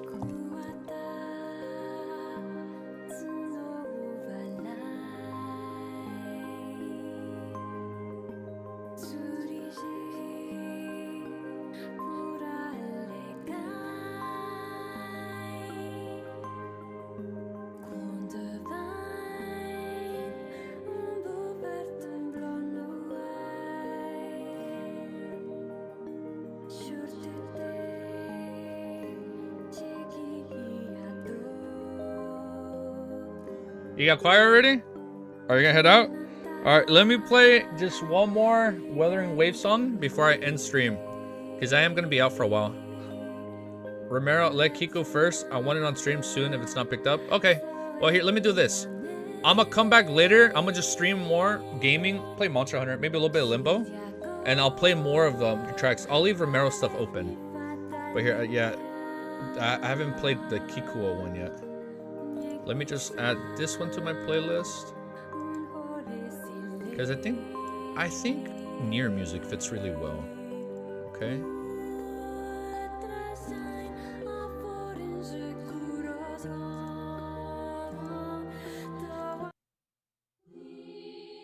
I think Shadow Lord would work. We did hear another one earlier. But let's, yeah, because we just played the slow bits, right? Alright, hold up. I am gonna go use the bathroom while the song plays. I'll be right back.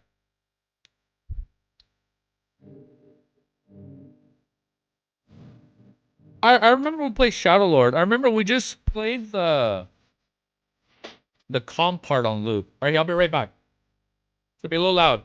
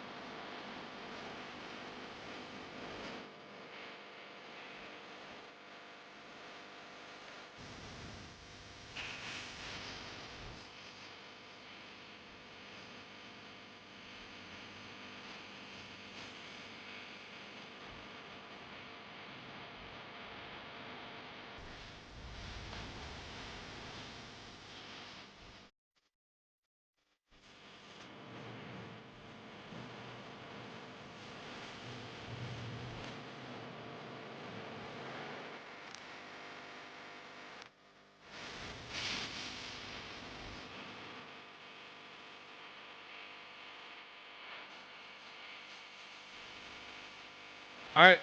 I'm Yamate, or we sing stop.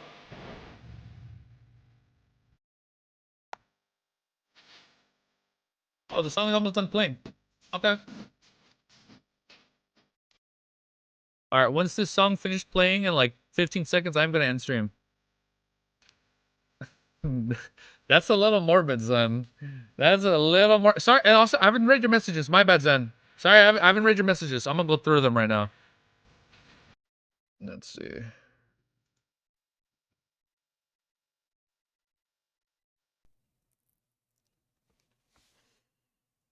Oh, I missed your messages.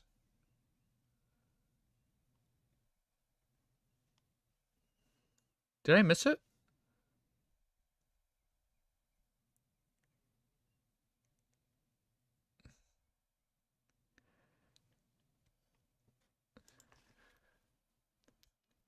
I came in late.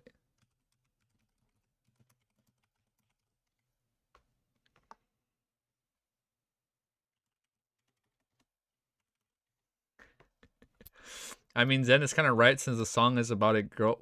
Really? Oh, okay. That's a little morbid. Yeah, a little morbid. It's a little morbid.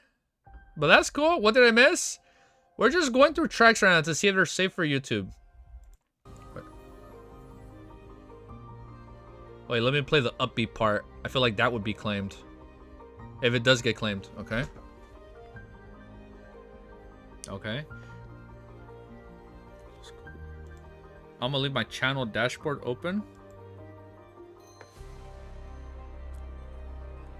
Try the 2 songs I sent? Yeah, so nobody else think it's loud or just Romero gaslighting. I know, I had it like up here. I know that's loud, my bad. I think a good volume for music is like in the middle. Like in the middle of the whole bar. I think this is good right here. I have it like right in the middle. I think this song could work. It's been 1 minute. I think that could work. Oh, I like the little ding at the end. That was a nice little ring. Ding. I like it.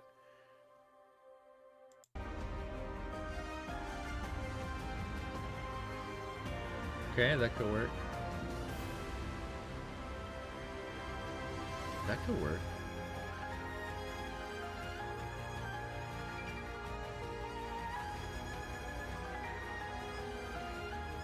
That's a good song. That's a good song, dude. That's a good one. Let me fast forward a little bit. Let's let this part play out for like a minute. On the soul.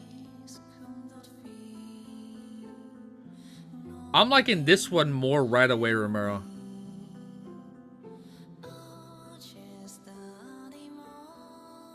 This is my favorite part so far. I feel like I'm listening to Near music, man. This shit is good. It's like that same vibe.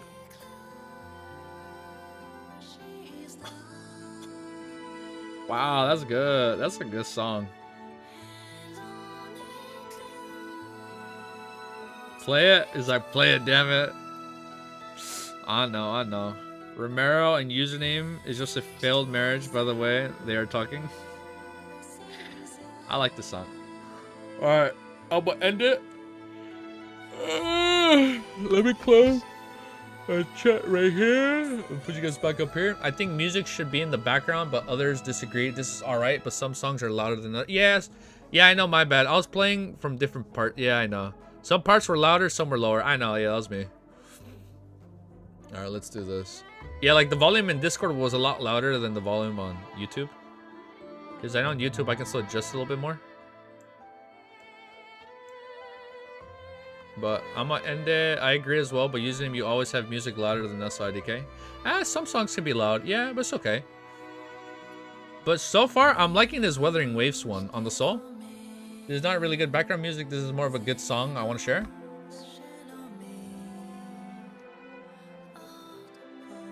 Okay, I'm hoping YouTube doesn't claim this one on the Soul. Because that one was good. Wait, where's this from? Where's this from?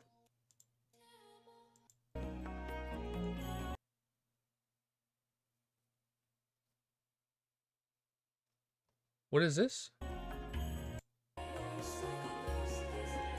That's good. Hold up. Wuthering Waves again? Shit. Fuck. You got me again, Romero. Damn, that's fucking good. Fuck, man, that's a good song. Shit. Ah, fuck, I hear Ellie barking. Alright, I'm gonna end stream, okay, guys? Romero on his Wuthering Addiction. But it's a good song. It's a good, I hope YouTube doesn't claim these songs.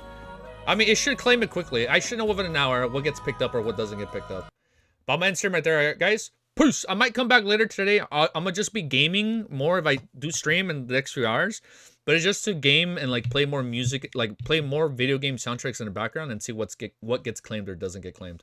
I always win. All right, I'll see you guys later today. All right, later, guys. Good night or good morning, wherever you live, because I know we're